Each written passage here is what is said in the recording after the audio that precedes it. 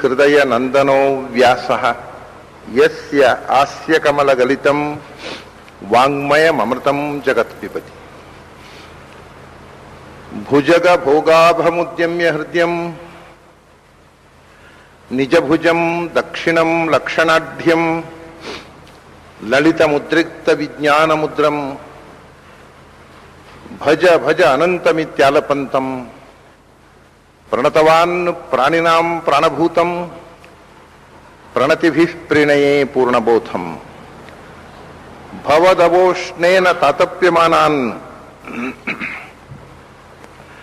ಭುವಿ ಪರಂ ನಾಥಂ ಅಪ್ರೇಕ್ಷಮಾನಾನ್ ಭುವನ ಮಾನ್ಯೇನ ಚ ಅನ್ಯೇನ ದೋಷ್ಣಾ ಭವತು ಭೀರ್ಮಾ ಇತಿ ನ ಸಾಂತ್ವಯಂತಂ ಪ್ರಣತವಾನ್ ಪ್ರಾಣಿನಾಂ ಪ್ರಾಣಭೂತಂ ಪ್ರಣತಿಭಿಃ ಪ್ರಣಯೇ ಪೂರ್ಣಬೋಧಂ ನಾರಾಯಣಂ ಸುರಗುರುಂ ಜಗದೇಕನಾಥಂ ಭಕ್ತಪ್ರಿಯಂ ಸಕಲಲೋಕ ನಮಸ್ಕೃತಂಚ ತ್ರೈಗುಣ್ಯವರ್ಜಿತಮಜಂ ವಿಭುಮಾದ್ಯಮೀಶಂ ವಂದೇ ಭವಘ್ನಂ ಅಮರಾಸುರ ಸಿದ್ಧವಂದ್ಯಂ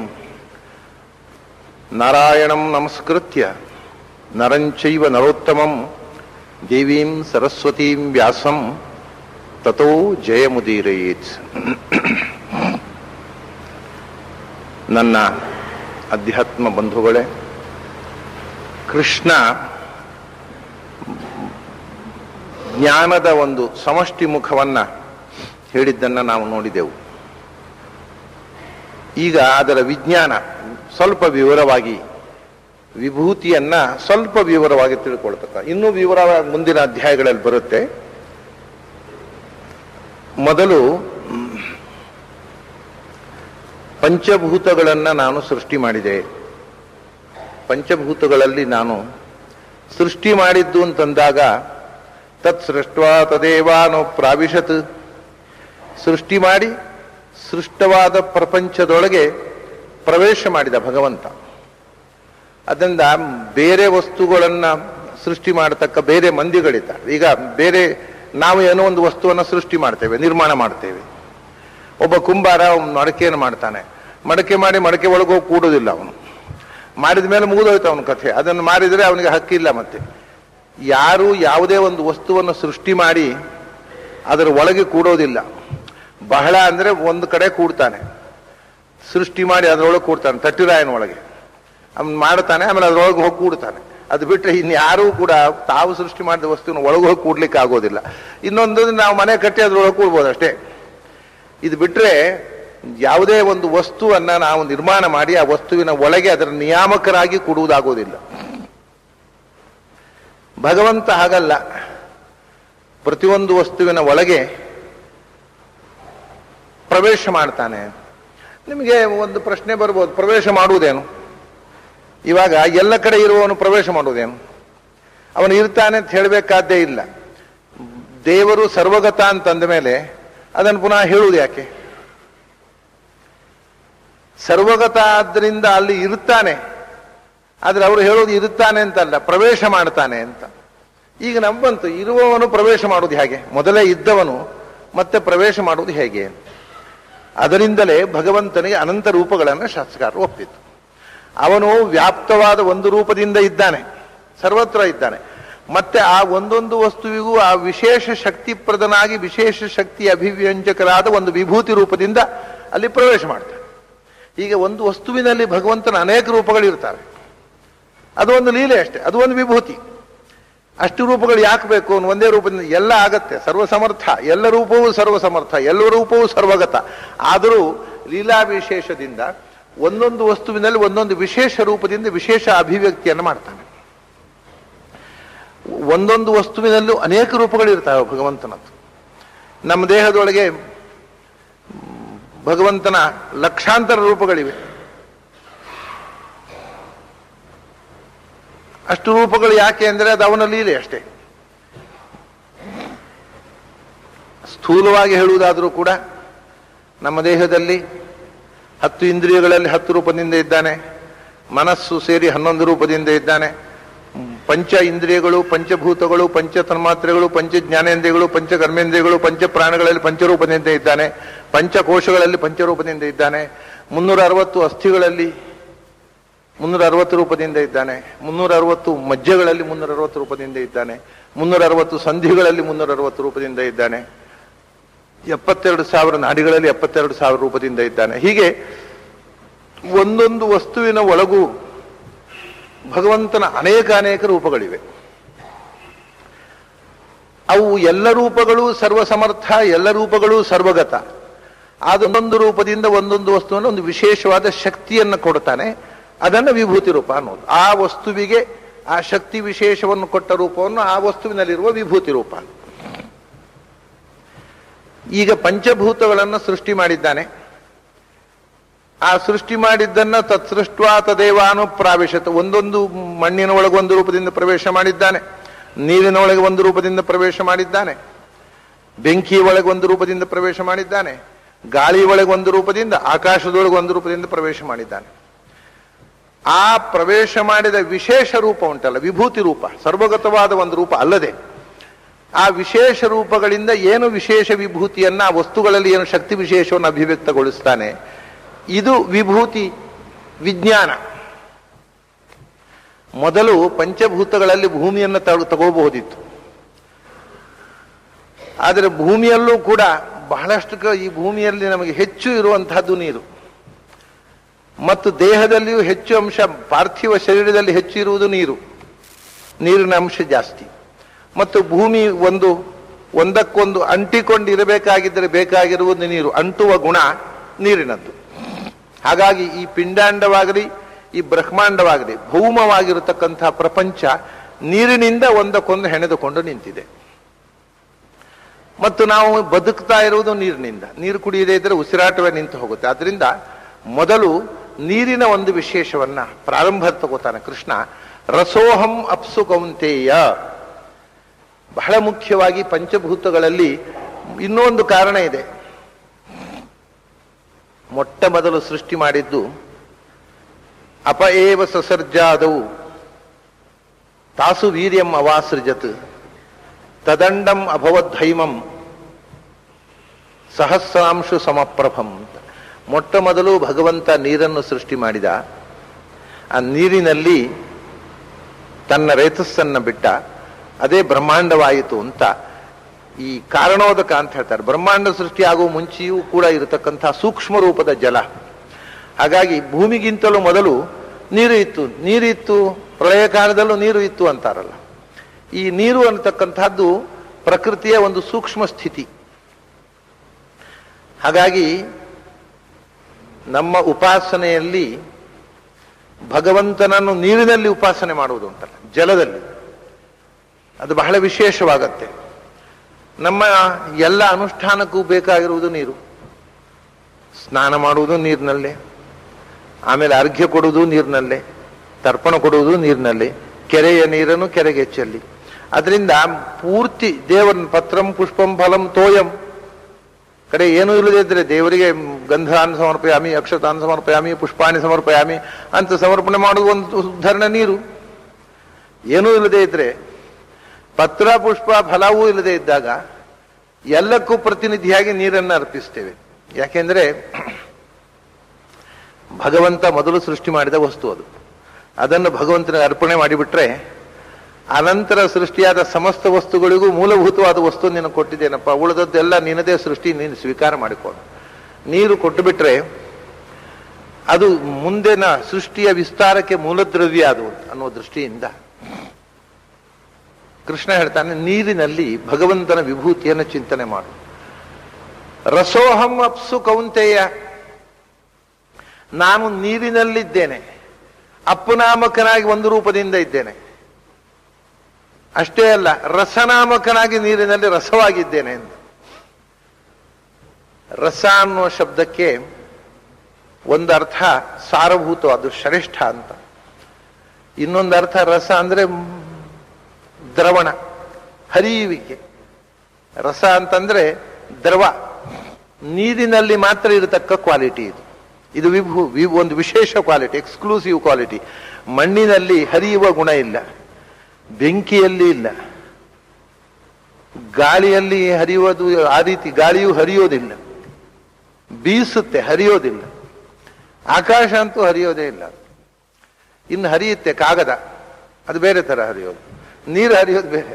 ಆದ್ರಿಂದ ಈ ಹರಿಯುವ ಗುಣ ಅನ್ನೋದು this is an exclusive quality of water. ನೀರಿನ ಒಂದು ಅಸಾಧಾರಣವಾದ ಗುಣ.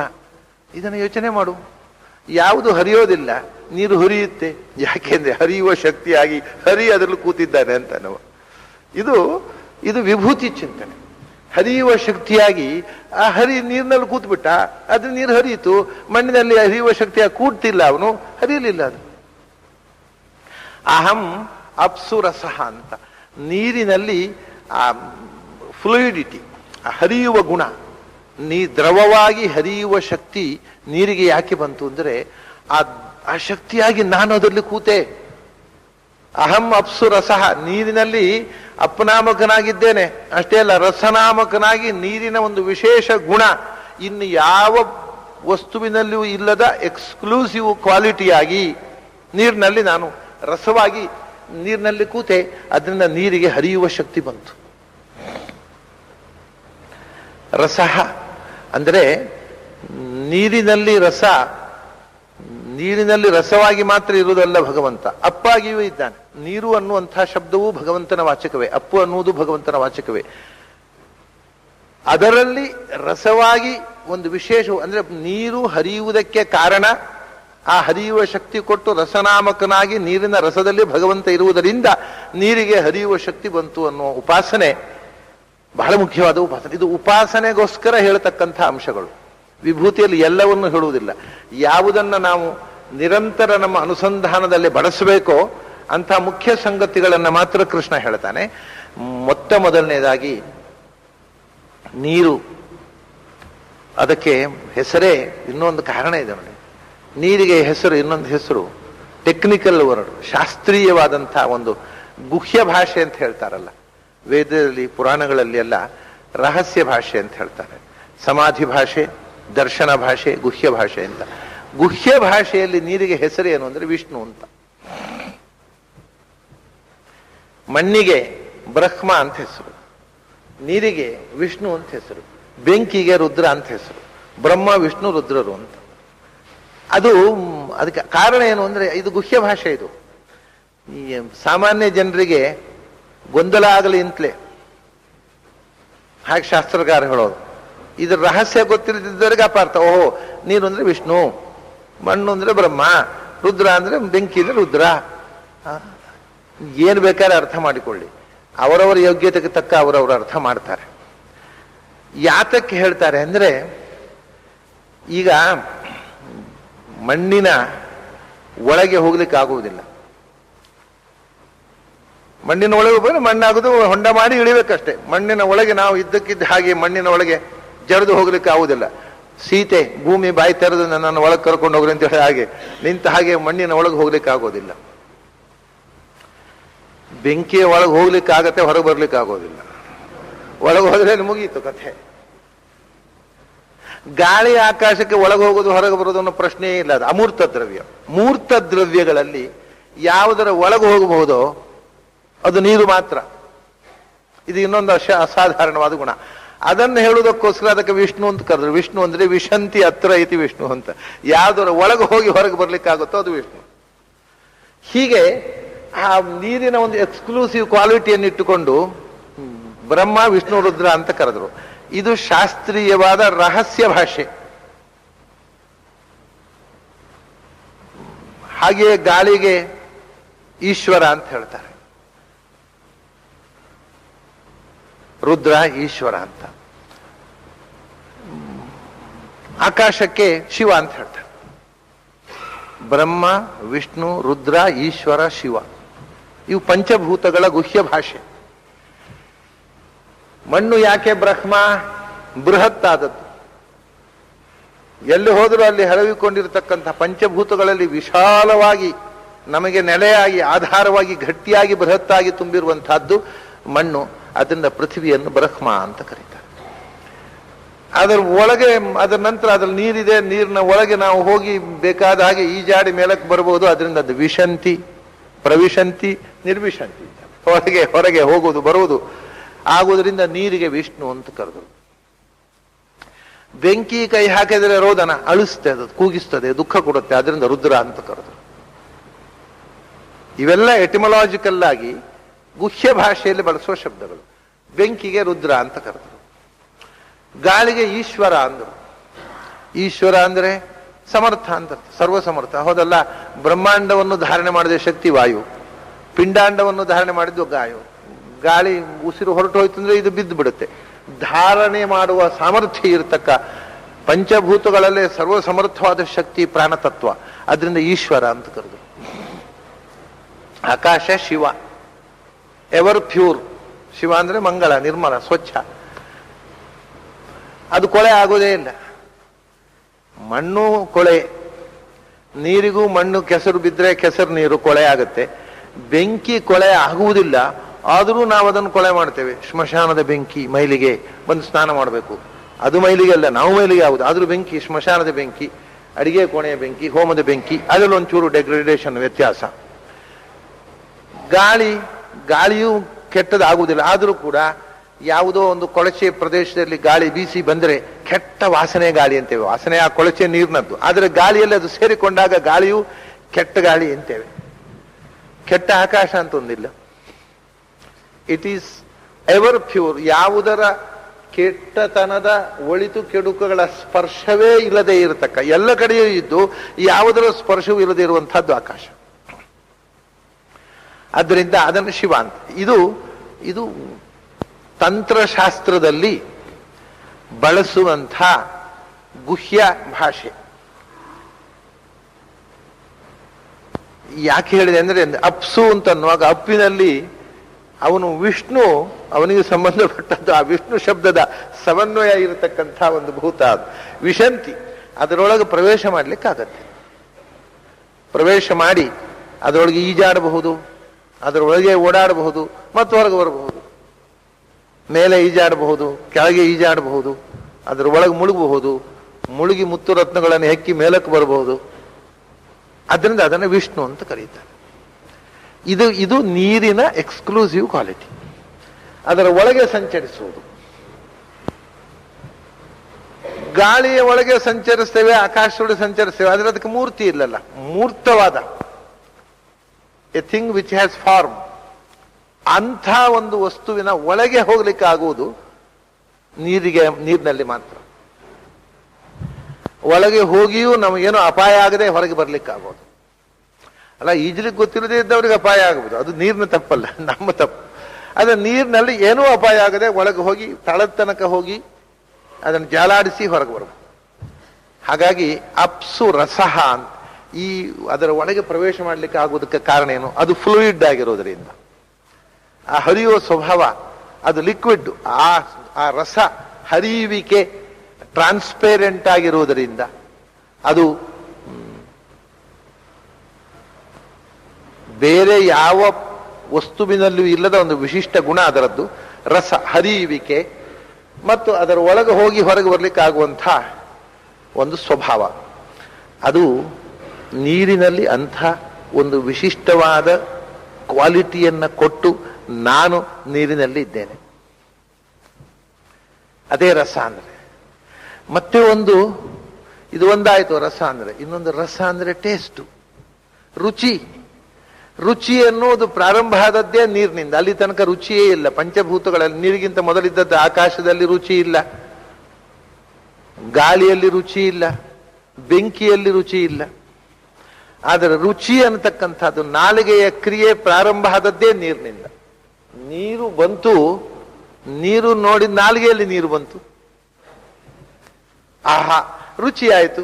ಅದರಿಂದ ಈ ಟೇಸ್ಟು ಅನ್ನುವಂಥ ಒಂದು ನಾಲಿಗೆಯ ರುಚಿ ಅನ್ನುವಂಥದ್ದೇ ರಸ.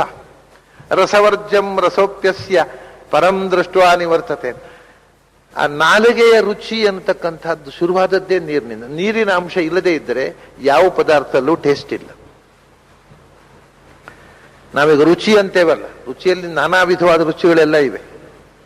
ಆ ಎಲ್ಲ ರುಚಿಗಳು ಕೂಡ ನೀರಿನಿಂದಲೇ, ಮೂಲತಃ ನೀರಿನ ಪ್ರಭೇದಗಳು. ನೀವೀಗ ಸಕ್ಕರೆ, ಸಿಹಿ, ರುಚಿಗಳು 6 ವಿಧ. ಕಹಿ, ಸಿಹಿ. ಯಾವುದು ಸಿಹಿ ಇರುವುದು? ಸಕ್ಕರೆಯಲ್ಲಿ ಮೆಲ್ಟ್ ಆದಾಗ ಉಳಿಯೋ ನೀರಿನಲ್ಲೇ ಸ್ವೀಟ್ನೆಸ್ ಇರೋದು. ಅದರ ಹರಳಿನಲ್ಲ. ಆಮೇಲೆ ನೀವು ಖಾರ, ಮೆಣಸಿನ ಅದು ಸಿಪ್ಪೆ ಬೀಜ ಎಲ್ಲ ತೆಗೆದು ರಸ ತೆಗೀರಿ, ಅದು ಖಾರ ಇರೋದು. ಯಾವ್ದ ಕಹಿ, ಹಾಗಲಕಾಯಿ, ಅದರ ರಸ ತೆಗೀರಿ, ಕೆಟ್ಟ ಕಹಿ ಅದು. ಅದರ ರಸ ಇರುವುದು ನೀರಿನಲ್ಲಿ, ಟೇಸ್ಟು. ಅದನ್ನು ಮತ್ತೆ ನಾನಾ ವಿಧವಾದ ಪದಾರ್ಥಗಳಾಗಿ ಮಾಡಿ ನಾವು ರುಚಿ ರುಚಿಯಾದ ತಿಂಡಿ ಮಾಡಿ ತಿಂತೇವೆ. ಅದು ಮತ್ತೆ ನೀರಿನಾಂಶವೇ, ನೀರಿನ ಅಂಶ. ಮತ್ತೆ ನೀರಿನ ಒಳಗೆ ಹರಿಯುವ ಮೀನುಗಳು ಕಾಣ್ತವೆ. ಹೀಗೆ ಆ ಪಾರದರ್ಶಕವಾಗಿ ಒಳಗೆ ಹೋಗಿ ಹೊರಗೆ ಬರತಕ್ಕಂಥ ಒಂದು ದ್ರವವಾಗಿ, ಹರಿಯುವ ಶಕ್ತಿಯಾಗಿ, ರುಚಿಯಾಗಿ ಎಲ್ಲ ಈ ಎಷ್ಟು ಕ್ವಾಲಿಟಿಗಳು, ಇದು ಎಕ್ಸ್ಕ್ಲೂಸಿವ್ ಕ್ವಾಲಿಟೀಸ್ ಆಫ್ ವಾಟರ್. ನೀರಿನ ವಿಶಿಷ್ಟ ಗುಣವಾಗಿ ನಾನು ರಸಶಬ್ದ ವಾಚ್ಯನಾಗಿ ಅದರಲ್ಲಿ ಕೂತೆ. ಅದರಿಂದ ಭಗವಂತ ರಸ, ಭಗವಂತ ರಸ. ರಸೋ ವೈ ಸಹ ಅವನು ಹೇಳುವಾಗ ತೈತ್ರಿಯ ಉಪನಿಷತ್ತು ಅವನು ರಸಪ್ಪ ಅಂದ್ರೆ ಎಲ್ಲದರ ಸಾರ ಅಂತ ಅರ್ಥ. ಪ್ರತಿಯೊಂದು ವಸ್ತುವಿನಲ್ಲಿಯೂ ಸಾರಭೂತವಾದಂಥ ಇಂಥ ಅಸಾಧಾರಣವಾದ ಶಕ್ತಿ ಏನಿದೆ ಅದು ಅವನು.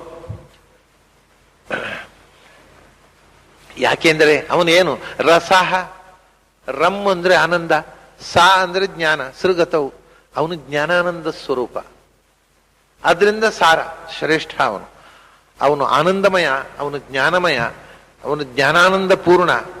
ಅವನು ಒಂದೊಂದು ವಸ್ತುವಿನಲ್ಲಿ ಒಂದೊಂದು ವಿಧದ ಶಕ್ತಿಯಾಗಿ ಅಭಿವ್ಯಕ್ತಗೊಳಿಸಿ ನೀರಿನಲ್ಲಿ ರಸವಾಗಿ ನಿಂತು ನಮಗೆ ರುಚಿಯ ಅನುಭವವನ್ನು ಕೊಟ್ಟ.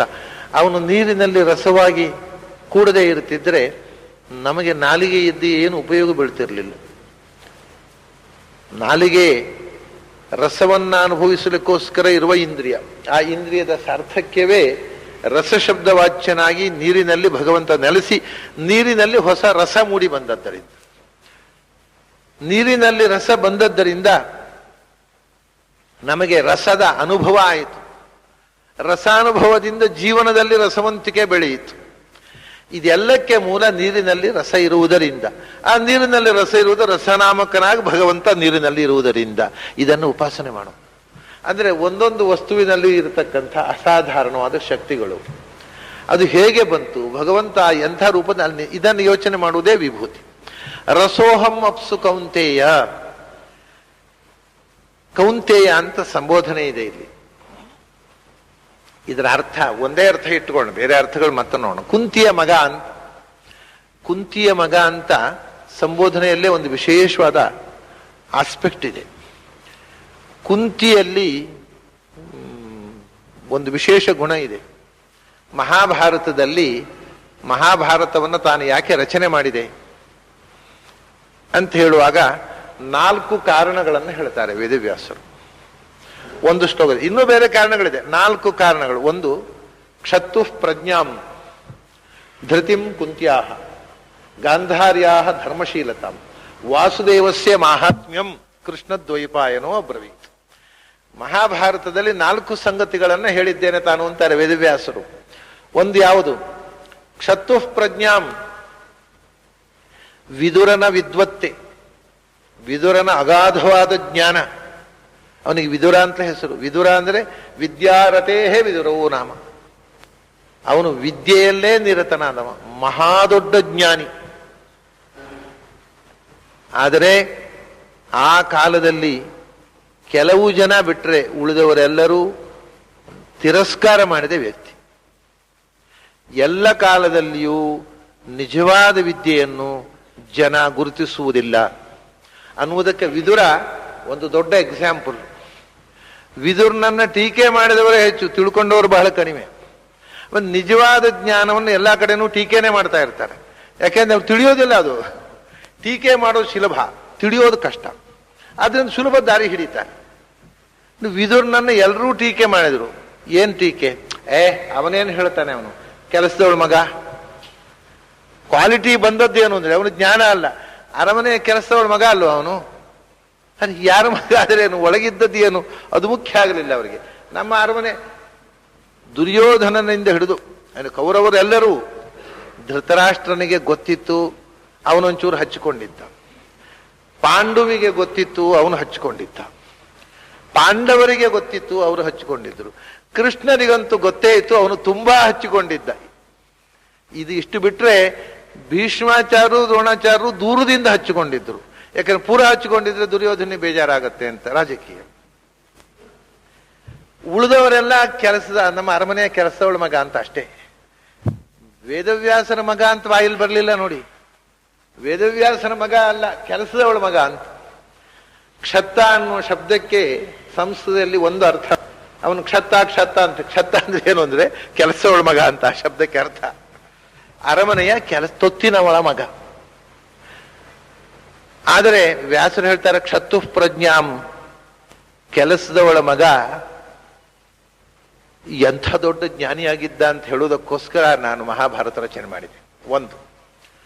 ಎರಡನೇದ್ದು ಧೃತಿಂ ಕುಂತ್ಯಾಹ, ಜೀವನದಲ್ಲಿ ಎಂಥ ಆಪತ್ತು ಬಂದರೂ ಧೈರ್ಯಗೆಡದಂಥ ಕುಂತಿಯ ಧೈರ್ಯ ಇಡೀ ಮಾನವ ಸಮಾಜಕ್ಕೆ ಮಾರ್ಗದರ್ಶಕ. ಆ ಕುಂತಿಯ ಧೈರ್ಯವನ್ನ ಸಮಾಜಕ್ಕೆ ತಿಳಿಸುವುದಕ್ಕೋಸ್ಕರ ನಾನು ಬರೆದೆ, ರಚನೆ ಮಾಡಿದೆ. ಮೂರನೇದ್ದು ಗಾಂಧಾರ್ಯಾ ಧರ್ಮಶೀಲತಾಂ, ಗಾಂಧಾರ್ಯ ಧರ್ಮ ಪ್ರಜ್ಞೆ. ಯಾವ ಸಂದರ್ಭದಲ್ಲೂ ಧರ್ಮಕ್ಕೆ ವಿರುದ್ಧವಾಗಿ ಅವಳು ಹೆಜ್ಜೆ ಇಟ್ಟವಳಲ್ಲ, ತಪ್ಪಿ ಕೂಡ ಧರ್ಮಕ್ಕೆ ವಿರುದ್ಧವಾಗಿ ಮಾತನಾಡಿದವಳಲ್ಲ. ಇದನ್ನ ಜನಕ್ಕೆ ತಿಳಿಸ್ಬೇಕಾದ ಅವ್ರು ಹೇಳೋದು ನೋಡಿ, ಮೂರೇ ಕ್ಯಾರೆಕ್ಟರ್: ವಿದುರ, ಕುಂತಿ, ಗಾಂಧಾರಿ. ಮತ್ತೆ ಅವರ ಸಂತಾನದ ಕಥೆ ಅದು ಬಿಡಿ, ನನ್ನ ಮುಖ್ಯ ಈ ಮೂರು ಮಂದಿ ಅಂತಾರೆ. ವೇದವ್ಯಾಸರ ಮಗ ಒಬ್ಬ, ಇಬ್ರು ಸೊಸೆಯಂದಿರು. ಅವ್ರಿಗೆ ಗಟ್ಟಿ ಹಿಡ್ಕೊಂಡು ತನ್ನ ಮಗ ವಿದುರ, ತನ್ನ ಸೊಸೆಯಂದಿರು ಕುಂತಿ, ಗಾಂಧಾರಿ. ಅವರಿಬ್ರು ಮಕ್ಕಳನ್ನ ಹೇಳೋದಿಲ್ಲ. ಪಾಂಡು ಮತ್ತು ಧೃತರಾಷ್ಟ್ರ ಅಲ್ಲ, ನಮ್ಮ ಸೊಸೆಯಂದಿರು ಮುಖ್ಯ ಆಗ್ತಾರೆ ಅಲ್ಲಿ. ಒಬ್ಬ ಮಗ ಮತ್ತು ಇಬ್ರು ಸೊಸೆಯಂದಿರು. ಇವು ಎಷ್ಟು ದೊಡ್ಡ ಚೇತನಗಳು ಅಂತ ಜನಕ್ಕೆ ತಿಳಿಸುವುದಕ್ಕೋಸ್ಕರ ಮಹಾಭಾರತ ಬರದೆ. ಮತ್ತೊಂದು ತನ್ನದೇ ಕ್ಯಾಂಪೇನು, ವಾಸುದೇವಸ್ಯ ಮಹಾತ್ಮ್ಯಂ, ಕೃಷ್ಣನ ಮಹಿಮೆ ಎಷ್ಟು ದೊಡ್ಡದು ಇನ್ನೊಂದು ನಾಲ್ಕು. ಈ ನಾಲ್ಕು ಸಂಗತಿಗಳನ್ನು ತಿಳಿಸುವುದಕ್ಕೋಸ್ಕರ ಮಹಾಭಾರತ ರಚನೆ ಮಾಡಿದೆ. ಅದರಿಂದ ಕುಂತಿ ಅಂತಂದ್ರೆ ಮನುಕುಲದ ಧೈರ್ಯದ ಸಂಕೇತ. ಅದು ಜೀವನದಲ್ಲಿ ಎಂಥ ಪ್ರಸಂಗ ಬಂದರೂ ಎದೆಗೆಡದ ಹೆಣ್ಮಗಳು ಅವಳು. ಯಾವತ್ತೂ ಧೈರ್ಯ ಕುಂದಲಿಲ್ಲ, ಮಹಾಧೀರೆ. ಅರ್ಜುನನನ್ನ ಆಗಾಗ್ಗೆ ಕೌಂತೆಯ ಅಂತಾನೆ ಕೃಷ್ಣ. ನೀನು ಕುಂತಿಯ ಮಗ ಅನ್ನೋದನ್ನು ಮರಿಬೇಡ. ನೀನು ಇಷ್ಟು ಹೇಡಿ ಆದ್ರೆ ಹೇಗೆ? ತಾಯಿಯನ್ನು ನೆನಪಿಸಿಕೊ. ಆ ಮಹಾಮಹಿಳೆಯ ಮಗ ನೀನು ಅನ್ನೋದನ್ನು ನೆನಪಿಸಿಕೊ. ಅಂಥ ತಾಯಿಗೆ ನೋವಾಗುವಂಥ ರೀತಿ ನಡ್ಕೋಬೇಡ, ಧೀರನಾಗು. ಇದು ಒಂದು ಮುಖ. ಧೀರ ಅಂದ್ರೆ ಏನು? ಕುಂತಿಯ ಧೈರ್ಯ ಬರೇ ರಾಜಕೀಯದಲ್ಲಿ ಮಾತ್ರ ಇದ್ದದ್ದಲ್ಲ. ಅವಳು ಪಾಂಡವನ್ನು ಕಳ್ಕೊಂಡ್ಲು, ವಿಧವೆಯಾಗಿ ಮಕ್ಕಳನ್ನು ಕರ್ಕೊಂಡು ಬಂದ್ಲು, ಮಕ್ಕಳು ಕಾಡು ಪಾಲಾದ್ರು. ಆವಾಗಲೂ ಯಾವತ್ತೂ ಧೈರ್ಯಗಳಲ್ಲಿಲ್ಲ. ಅವಳು ರಾಜಮಾತೆಯಾಗಿ ಇರಬೇಕಾಗಿದ್ದವಳು ಕಾಡಿನಲ್ಲಿ ಮೊದಲು ಮದುವೆಯಾಗಿ ಕಾಡು ಸೇರಿದ. ಮೊದಲು ಅರಮನೆಯಲ್ಲಿ ಗಂಡನ ಜೊತೆಗೆ ಸುಖ ಅನುಭವಿಸಲಿಲ್ಲ. ಮಕ್ಕಳ ಜೊತೆಗೆ ಸುಖ ಪಡೋಣ ಅಂದ್ರೆ ಮಕ್ಕಳು ಕೂಡ ರಾಜ್ಯ ಕಳ್ಕೊಂಡು ಕಾಡು ಸೇರಿದ್ರು. ಇವಳು ವಿದುರನ ಮನೆಯಲ್ಲಿ ನಿಂತು ರಾಜಮಾತೆಯಾಗಿ ಅರಮನೆಯಲ್ಲಿ ಉಳಿಯಲಿಲ್ಲ. ಯಾವತ್ತೂ ಧೈರ್ಯ ಕೆಡಲಿಲ್ಲ ಮಾತ್ರ. ಕೊನೆಗೆ ಯುದ್ಧ ಆಗಿ ಮಕ್ಕಳಿಗೆ ಸಾಮ್ರಾಜ್ಯ ಸಿಕ್ಕಿತು. ಸಾಮ್ರಾಜ್ಯ ಸಿಕ್ಕಿದ ತಕ್ಷಣ ಗಂಟು ಗದಡಿ ಕಟ್ಕೊಂಡು ಕಾಡಿಗೆ ತಪಸ್ಸಿಗೆ ಹೊರಟೋದು. ಅದು ಬರೇ ಯುದ್ಧಕ್ಕೆ ಮಕ್ಕಳನ್ನು ಪ್ರಚೋದನೆ ಮಾಡಿ ರಾಜ್ಯ ಪಡೀರಿ, ಸಾಮ್ರಾಜ್ಯ ಕಟ್ಟಿ ಅಂತನ್ನುವ ಧೈರ್ಯ ಅಲ್ಲ. ಸಾಮ್ರಾಜ್ಯ ಸಿಕ್ಕಿದಾಗ ಆ ಸಾಮ್ರಾಜ್ಯವನ್ನ ತೃಣಕ್ಕಿಂತ ಕಡೆಯಾಗಿ ತೊರೆದು ಕಾಡಿಗೆ ಹೋಗುವ ಧೈರ್ಯ ಕುಂತಿಗಿತ್ತು.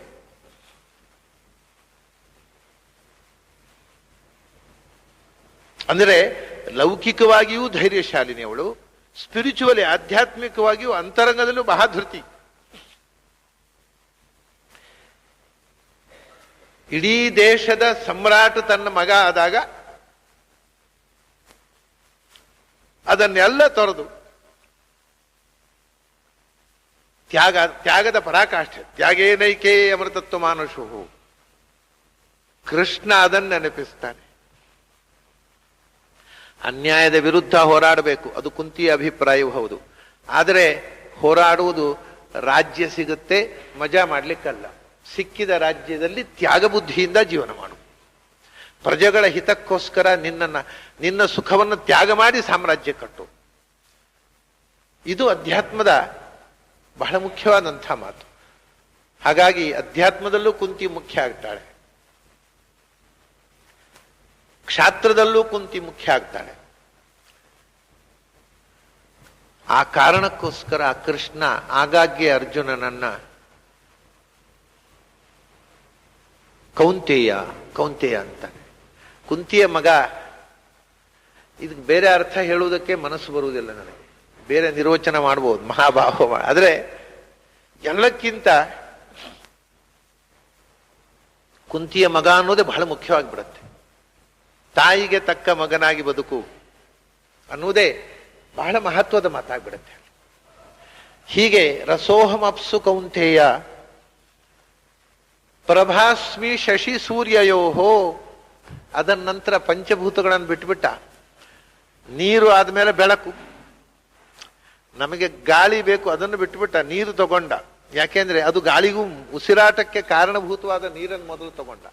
ನಮಗೆ ಎರಡನೇ ಬೇಕಾಗಿರೋದೇನು ಅಂದ್ರೆ, ಬದುಕಲಿಕ್ಕೆ ಬೇಕಾಗಿರೋದು ಸೂರ್ಯ ಕಿರಣ ಮತ್ತು ಚಂದ್ರ ಕಿರಣಗಳ ಮೂಲಕ ನಮಗೆ ಪ್ರಾಣಶಕ್ತಿ ಸಪ್ಲೈ ಆಗ್ತಾ ಇದೆ. ಸೋಲಾರ್ ಎನರ್ಜಿ ಗೊತ್ತಿದೆ. ಸೂರ್ಯ ಚಂದ್ರರು ಹಗಲು ಮತ್ತು ರಾತ್ರಿಗಳನ್ನ, ಬದುಕಿನಲ್ಲಿ ಹಗಲು ರಾತ್ರಿಗಳು, ಅದರ ಮೂಲಕ ನಮಗೆ ಜೀವ ಸಂಚಾರ, ಪ್ರಾಣಶಕ್ತಿ.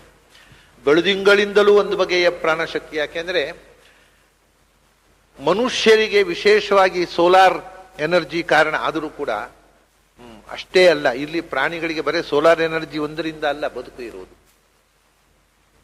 ಚಂದ್ರ ಸೋಮಲತಾ, ಸೋಮ ಅಂತ ಚಂದ್ರನಿಗೆ ಹೆಸರು. ಸೋಮಲತೆ ಅನ್ನುವುದು ಒಂದು ಸಂಕೇತ. ಸಮಸ್ತ ವನಸ್ಪತಿಗಳಿಗೂ ಚಂದ್ರನಿಗೂ ಸಂಬಂಧ ಇದೆ. ವನಸ್ಪತಿಗಳಲ್ಲಿ ಚಂದ್ರನ ಬೆಳದಿಂಗಳಿನಿಂದ ಆಗತಕ್ಕಂಥ ಪರಿಣಾಮಗಳು, ಹಿಂದಿನ ಕಾಲದಲ್ಲಿ ಮರಗಳನ್ನ ಕಡಿಯಬೇಕಾಗಿದ್ದರೆ ಅದು ಯಾವ ತಿಥಿ ಆಗಬೇಕು, ಹುಣ್ಣಿಮೆ, ಕೆಲವು ಅಮಾವಾಸ್ಯೆ, ಇಂಥ ತಿಥಿಗಳಲ್ಲಿ ಚಂದ್ರನ ಬೆಳದಿಂಗಳು ಹೆಚ್ಚು ಇರತಕ್ಕಂಥ ಸಮಯದಲ್ಲಿಯೋ ಅಥವಾ ಬೆಳದಿಂಗಳು ಕಮ್ಮಿ ಆದಾಗಲೋ, ಇದೆಲ್ಲ ವ್ಯವಸ್ಥೆಯಿಂದ ಯಾವ ಯಾವ ಮರದಲ್ಲಿ ಎಂಥೆಂಥ ಶಕ್ತಿ ಬೆಳದಿಂಗಳಿನಿಂದ ನಿಷ್ಪನ್ನವಾಗುತ್ತೆ ಅನ್ನೋದನ್ನ ಬಹಳ ಅಧ್ಯಯನ ಮಾಡಿಕೊಂಡು ಹಿಂದೆ ವನಸ್ಪತಿ ಶಾಸ್ತ್ರ ಗೊತ್ತಿದ್ದವರು ಮರ ಕಡಿತಿದ್ರು. ಅದನ್ನ ಹಿಂದಿನ ಕಾಲದ ನೋಡಿ, ಇವತ್ತು ನಾವು ಕಾಂಕ್ರೀಟಿನ ಕಟ್ಟಡ ಕಟ್ತೇವೆ. ಕಾಂಕ್ರೀಟಿನ ಕಟ್ಟಡ ಸ್ಟ್ರಾಂಗ್, ಹೌದು. ಎಷ್ಟು ಸ್ಟ್ರಾಂಗು? ಒಂದು ಕಾಂಕ್ರೀಟ್ನ ಕಟ್ಟಡ ಬಹಳ ಅಂದ್ರೆ 100 ವರ್ಷ ಬರಬಹುದು. ಅಷ್ಟಲ್ಲೇ ಅದ್ರ ಕಿತ್ತು ಹೋಗುತ್ತೆ, ಗಾರೆ, ಅದಕ್ಕೆ ಡಿಸ್ಟೆಂಪರು, ಅದು ಇದು ಬಣ್ಣ ಕೊಟ್ಟು ಮುಚ್ಚಿ, ಅದನ್ನು ಎಲ್ಲ ಲೋಪದೋಷಗಳನ್ನ ಮುಚ್ಚಿ ಏನೇ ಮಾಡ್ತೇವೆ. ಅಷ್ಟಾದ್ರೂ ಒಂದು 100 ವರ್ಷ ಬರಬಹುದು. ಒಂದು ವೇಳೆ ಗುಜರಾತ್ನಂತಹ ಭೂಕಂಪ ಆಗ್ಬಿಟ್ರೆ ಯಾವ ಕಾಂಕ್ರೀಟು ಉಪಯೋಗ ಬೀಳುವುದಿಲ್ಲ. ಕಾಂಕ್ರೀಟ್ನ ಕಂಬಗಳು, ಪಿಲ್ಲರ್ಗಳು ಎಲ್ಲ ತುಂಡು ತುಂಡಾಗಿ ಬಿದ್ದು ಬಿಡ್ತವೆ. ಹಿಂದಿನ ಕಾಲದಲ್ಲಿ ಮರಗಳಲ್ಲಿ ಮನೆ ಕಟ್ಟುತ್ತಿದ್ರು. ಮರ ಎಷ್ಟು ಸ್ಟ್ರಾಂಗ್ ಅಂದ್ರೆ, ಒಂದು ಗಟ್ಟಿ ಮರ, ಈಗಿನ ಮರಗಳು ಅದು ಅದಕ್ಕೆ ಕೊಯ್ಯೋದಕ್ಕೆ ಟೈಮ್ ಇಲ್ಲ, ಅವಸರ, ಕಡಿತಾರೆ, ಮಾರ್ತಾರೆ, ಅವು ಗೆದ್ದಲು ಹಿಡಿದು ಹಾಳಾಗಿ ಹೋಗ್ತವೆ. ಹಿಂದಿನ ಕಾಲದ ಮರಗಳು ಎಷ್ಟು ಸ್ಟ್ರಾಂಗ್ ಅಂದ್ರೆ, ಇವಾಗ ನೀವು ಉಡುಪಿಯ ಮಠಗಳನ್ನು ನೋಡಿರ್ಬೋದು. ಅದು ವಾದಿರಾಜರ ಕಾಲದಲ್ಲಿ ಕಟ್ಟಿದ್ದು, 400 ವರ್ಷ ಆಯಿತು. ಆ ಕಂಬಗಳಲ್ಲಿ ಒಂದು ಸ್ಕ್ರಾಚ್ ಕೂಡ ಬೀಳಲಿಲ್ಲ. 400 ವರ್ಷದ ಕಾಂಕ್ರೀಟ್ನ ಮಠ ಕಟ್ಟಿದ್ರೆ ಉಳಿತಿರ್ಲಿಲ್ಲ. 400 ವರ್ಷ, 500 ವರ್ಷ, 1000 ವರ್ಷ. ಮತ್ತೆ ಮರ ಭೂಕಂಪ ಆದರೂ ತುಂಡಾಗೋದಿಲ್ಲ. ಅಂದ್ರೆ ನಾಶ ಆಗುತ್ತೆ, ಭೂಕಂಪಕ್ಕೆ ಯಾವುದು ಈಡಲ್ಲ. ಆದ್ರೆ ಕಾಂಕ್ರೀಟ್ಗಿಂತ ಹೆಚ್ಚು ತಡ್ಕೊಳ್ಳುವ ಶಕ್ತಿ ಇರತಕ್ಕಂಥ. ಹಾಗಾಗಿ ಈ ಶಕ್ತಿ ಬಂದದ್ದು ಚಂದ್ರನ ಕಿರಣಗಳ ಹೀರುವಿಕೆಯಿಂದ. ವನಸ್ಪತಿಗಳಲ್ಲಿ ಇಂತಹ ಶಕ್ತಿ ಬಂತು. ಸೂರ್ಯನ ಕಿರಣಗಳಿಂದಲೂ ಗಿಡಗಳಿಗೆ ಪ್ರಾಣಶಕ್ತಿ ಸಂಚಾರ ಆಗತ್ತೆ. ನಮಗೂ ಹೀಗೆ ಚಂದ್ರ ಮತ್ತು ಸೂರ್ಯರು ನಿರಂತರವಾಗಿ ಅವರ ಕಿರಣಗಳ ಮೂಲಕ ಎನರ್ಜಿಯನ್ನು ಹರಿಸ್ತಾ ಇದ್ದಾರೆ. ಅದರಿಂದ ಈ ಜೀವಲೋಕ ಇಲ್ಲಿ ಬದುಕಿದೆ. ಮೊದಲನೇದ್ದು ನೀರು. ನೀರಿಲ್ಲದೆ ಹಾಹಾಕಾರ ಆಗುತ್ತೆ. ಎಲ್ಲ ಇದೆ, ಹಗಲಿದೆ, ರಾತ್ರಿ ಇದೆ, ಚಂದ್ರ ಇದ್ದಾನೆ, ಸೂರ್ಯ ಇದ್ದಾನೆ. ನೀರಿಲ್ಲದಿದ್ರೆ ಏನ್ ಮಾಡ್ಲಿಕ್ಕುಂಟು? ನೀರಿಗೋಸ್ಕರ ಮನುಷ್ಯ ಮೊದಲನೆಯ ಫಸ್ಟ್ ರಿಕ್ವೈರ್ಮೆಂಟ್ ಈಸ್ ವಾಟರ್. ಒಂದು ಜಾಗ ತಗೊಳ್ಬೇಕಾಗಿದೆ, ನೀರಿನ ಸೌಕರ್ಯ ಉಂಟು ನೋಡ್ಕೋಬೇಕು. ಮತ್ತೆ ಎಲ್ಲ ಇರ್ಬೋದು, ಸರ್ವ ಸೌಕರ್ಯ ಇರ್ಬೋದು, ಅದು ನೀರು ಇಲ್ಲದ್ರೆ ಏನ್ ಮಾಡ್ಲಿಕ್ಕೆ ಬರುತ್ತೆ? ಅದಾದ ಮೇಲೆ ಮನುಷ್ಯನ ಎರಡನೆಯ ಅಗತ್ಯ ಸೂರ್ಯಚಂದ್ರರ ಬೆಳಕು. ಅದು ನಮ್ಮ ಒಳಗೆ ಜೀವನಪ್ರದವಾದಂಥ ಶಕ್ತಿ. ಸೂರ್ಯಚಂದ್ರರ ಶಕ್ತಿಪಾತ ಆಗದೇ ಇದ್ದರೆ ಬದುಕು ಇಲ್ಲ. ಅದಕ್ಕೆ ಭಗವಂತ ಕೇಶವ ಅಂತ, ದೇವರನ್ನ ಕೇಶವ ಅಂತ. ನೀರಿನಲ್ಲಿ ವಿಷ್ಣು, ಸೂರ್ಯಚಂದ್ರರ ಕಿರಣಗಳಲ್ಲಿ ಕೇಶಗಳಲ್ಲಿ ಇರುವವ ಕೇಶವ. ಕೇಶ ಅಂದ್ರೆ ಕಿರಣ. ಯಾವ ಸೂರ್ಯಚಂದ್ರರ ಕಿರಣಗಳಲ್ಲಿದ್ದು ಸೂರ್ಯಚಂದ್ರರ ಬೆಳಕಿನ ಮೂಲಕ, ಸೂರ್ಯಪ್ರಕಾಶ ಚಂದ್ರಪ್ರಕಾಶದ ಮೂಲಕ, ಬಿಸಿಲು ಮತ್ತು ಬೆಳದಿಂಗಳುಗಳ ಮೂಲಕ ನಮಗೆ ಬದುಕನ್ನು ಕೊಡುವವ ಕೇಶವ. ಅದರಿಂದ ಪ್ರಭಾಸ್ಮಿ ಶಶಿ ಸೂರ್ಯಯೋಹೋ, ಚಂದ್ರನ ಬೆಳಕು ನಾನಾಗಿದ್ದೇನೆ, ಸೂರ್ಯನ ಬೆಳಕು ನಾನು ಆಗಿದ್ದೇನೆ. ಬೆಳಕೇ ಅವನಲ್ಲ, ಬೆಳಕಿನಲ್ಲಿ ನಾನು ಇದ್ದೇನೆ. ಆ ಬೆಳಕು ಬೆಳಗುವ ಶಕ್ತಿ ಕೊಟ್ಟು, ಸೂರ್ಯನಿಗೆ ಚಂದ್ರನಿಗೆ ಬೆಳಗುವ ಶಕ್ತಿ ಕೊಟ್ಟು, ಆ ಬೆಳಕಿನೊಳಗೆ ಬೆಳಕಾಗಿ ನಾನು ಪ್ರಭಾ ಶಬ್ದ ವಾಚ್ಯನಾಗಿ ನಾನಿದ್ದೇನೆ. ನಾನೇ ಪ್ರಭಾ ಶಬ್ದ ವಾಚ್ಯ. ನಾನು ಪ್ರಭಾ ಶಬ್ದ ವಾಚ್ಯನಾಗಿ, ಪ್ರಭಾ ಅಂದ್ರೆ ಪ್ರಕೃಷ್ಟವಾದ ಬೆಳಕು, ಭಾ ಅಂದ್ರೆ ಜ್ಞಾನ, ಭಾ ಅಂದ್ರೆ ಆನಂದ, ಜ್ಞಾನಾನಂದಮಯವಾದ ಬೆಳಕು. ಆ ಜ್ಞಾನಾನಂದಮಯವಾದ ಪ್ರಭೆಯಾಗಿ ನಾನು ಆ ಪ್ರಭೆಯಲ್ಲಿ ಇರುವುದರಿಂದ ಅದಕ್ಕೆ ಪ್ರಭೆ ಅಂತ ಹೆಸರು ಬಂತು. ಅದು ಬೆಳಕಾಗಿ ನಿಮಗೆ ಬದುಕನ್ನು ಕೊಟ್ಟಿತು. ಪ್ರಭಾಸ್ಮಿ ಶಶಿ ಸೂರ್ಯಯೋಹು, ಚಂದ್ರ ಸೂರ್ಯರ ಬೆಳಕು. ಚಂದ್ರನ ಬೆಳಕಿನ ಹಾಗೆ ಸೂರ್ಯನ ಬೆಳಕಲ್ಲ. ಅದರಲ್ಲೂ ಮತ್ತೆ ಎಕ್ಸ್ಕ್ಲೂಸಿವ್ ಕ್ವಾಲಿಟಿ ನೋಡಿ ಅಂತಾನೆ. ಎರಡು ಕಡೆಯೂ ನಾನು ಪ್ರಭೆಯಾಗಿದ್ದೇನೆ. ಚಂದ್ರ ಪ್ರಭೆ ಅಂದ್ರೆ ಬೇರೆ, ಸೂರ್ಯ ಪ್ರಭೆ ಅಂದ್ರೆ ಬೇರೆ ತರ. ಚಂದ್ರನಲ್ಲಿಯೂ ಪ್ರಭೆಯಾಗಿ ನಾನಿದ್ದೇನೆ, ಬೆಳುದಿಂಗಳಾಗಿ. ಸೂರ್ಯನಲ್ಲಿಯೂ ಪ್ರಭೆಯಾಗಿದ್ದೇನೆ. ಒಂದು ತಂಪು, ಒಂದು ಬಿಸಿ, ಒಂದು ಕಣ್ಣಿಗೆ ತಂಪು, ದೇಹಕ್ಕೆ ತಂಪು. ಅದು ಚಂದ್ರ ಶಶಿ, ಅದಕ್ಕೆ ಶಶಿ ಅಂತಾರೆ. ಶಶಿ ಅಂದ್ರೆ, ಶಶ ಅಂದ್ರೆ, ಶ ಅಂದ್ರೆ ಆನಂದ. ಶಶಿ ಅಂತ ಸಾಮಾನ್ಯವಾಗಿ ಹೇಳೋದು. ಶಶ ಅಂದ್ರೆ ಮೊಲ. ಮೊಲದ ಹಾಗೆ ಮಧ್ಯದಲ್ಲಿ ಒಂದು ಕಲೆ ಇರುತ್ತಲ್ಲ, ಚಂದ್ರಮಂಡಲ ಹುಣ್ಣಿಮೆ ದಿವಸ ನೋಡಿದರೆ ಮಧ್ಯದಲ್ಲಿ ಒಂದು ಕಲೆ ಕಾಣುತ್ತೆ. ಅದು ಮೊಲದ ಆಕಾರ ಕಾಣುತ್ತೆ. ಈ ಕಣ್ಣು ನೆಟ್ಟಗಿಲ್ಲದೆ ಇದ್ದವರಿಗೆ ಒಂದೊಂದು ತರ ಕಾಣುತ್ತೆ. ಕವಿಗಳಿಗೆ ಅವರಿಗೆ ಒಂದೊಂದು ತರ ಕಾಣುತ್ತೆ. ಅದು ಎಲ್ಲ ಒಂದು ವಸ್ತು ಇದ್ದ ಹಾಗೆ ಕಾಣುವುದಿಲ್ಲ. ಅದು ಹೇಗಿಲ್ಲವೋ ಹಾಗೆ. ಹಲ್ಲು ನೋಡಿದರೆ ದಾಳಿಂಬದ ಹಾಗೆ ಕಾಣೋದು, ಕಣ್ಣು ನೋಡಿದರೆ ಕಮಲದ ಹೆಸರನ್ನು ಹಾಕಿ ಕಾಣೋದು, ಮೂಗು ನೋಡಿದರೆ ಸಂಪಿಗೆ ಹಾಗೆ, ಮೂಗಿನ ಹಾಗೆ ಕಾಣೋದಿಲ್ಲ ಅವರಿಗೆ, ಸಂಪಿಗೆ ಹಾಕಿ ಕಾಣೋದು. ಮುಖ, ಹುಡುಗಿಯರ ಮುಖ ನೋಡಿದ್ರೆ ಹುಡುಗಿಯರ ಮುಖದ ಕಾಣೋದು, ಚಂದ್ರನ ಹಾಕಿ ಕಾಣೋದು. ಇದೆಲ್ಲ ಕಣ್ಣು ನೆಟ್ಟಗಿಲ್ಲದಿದ್ದವರು ಕವಿಗಳಾಗ್ತಾರೆ.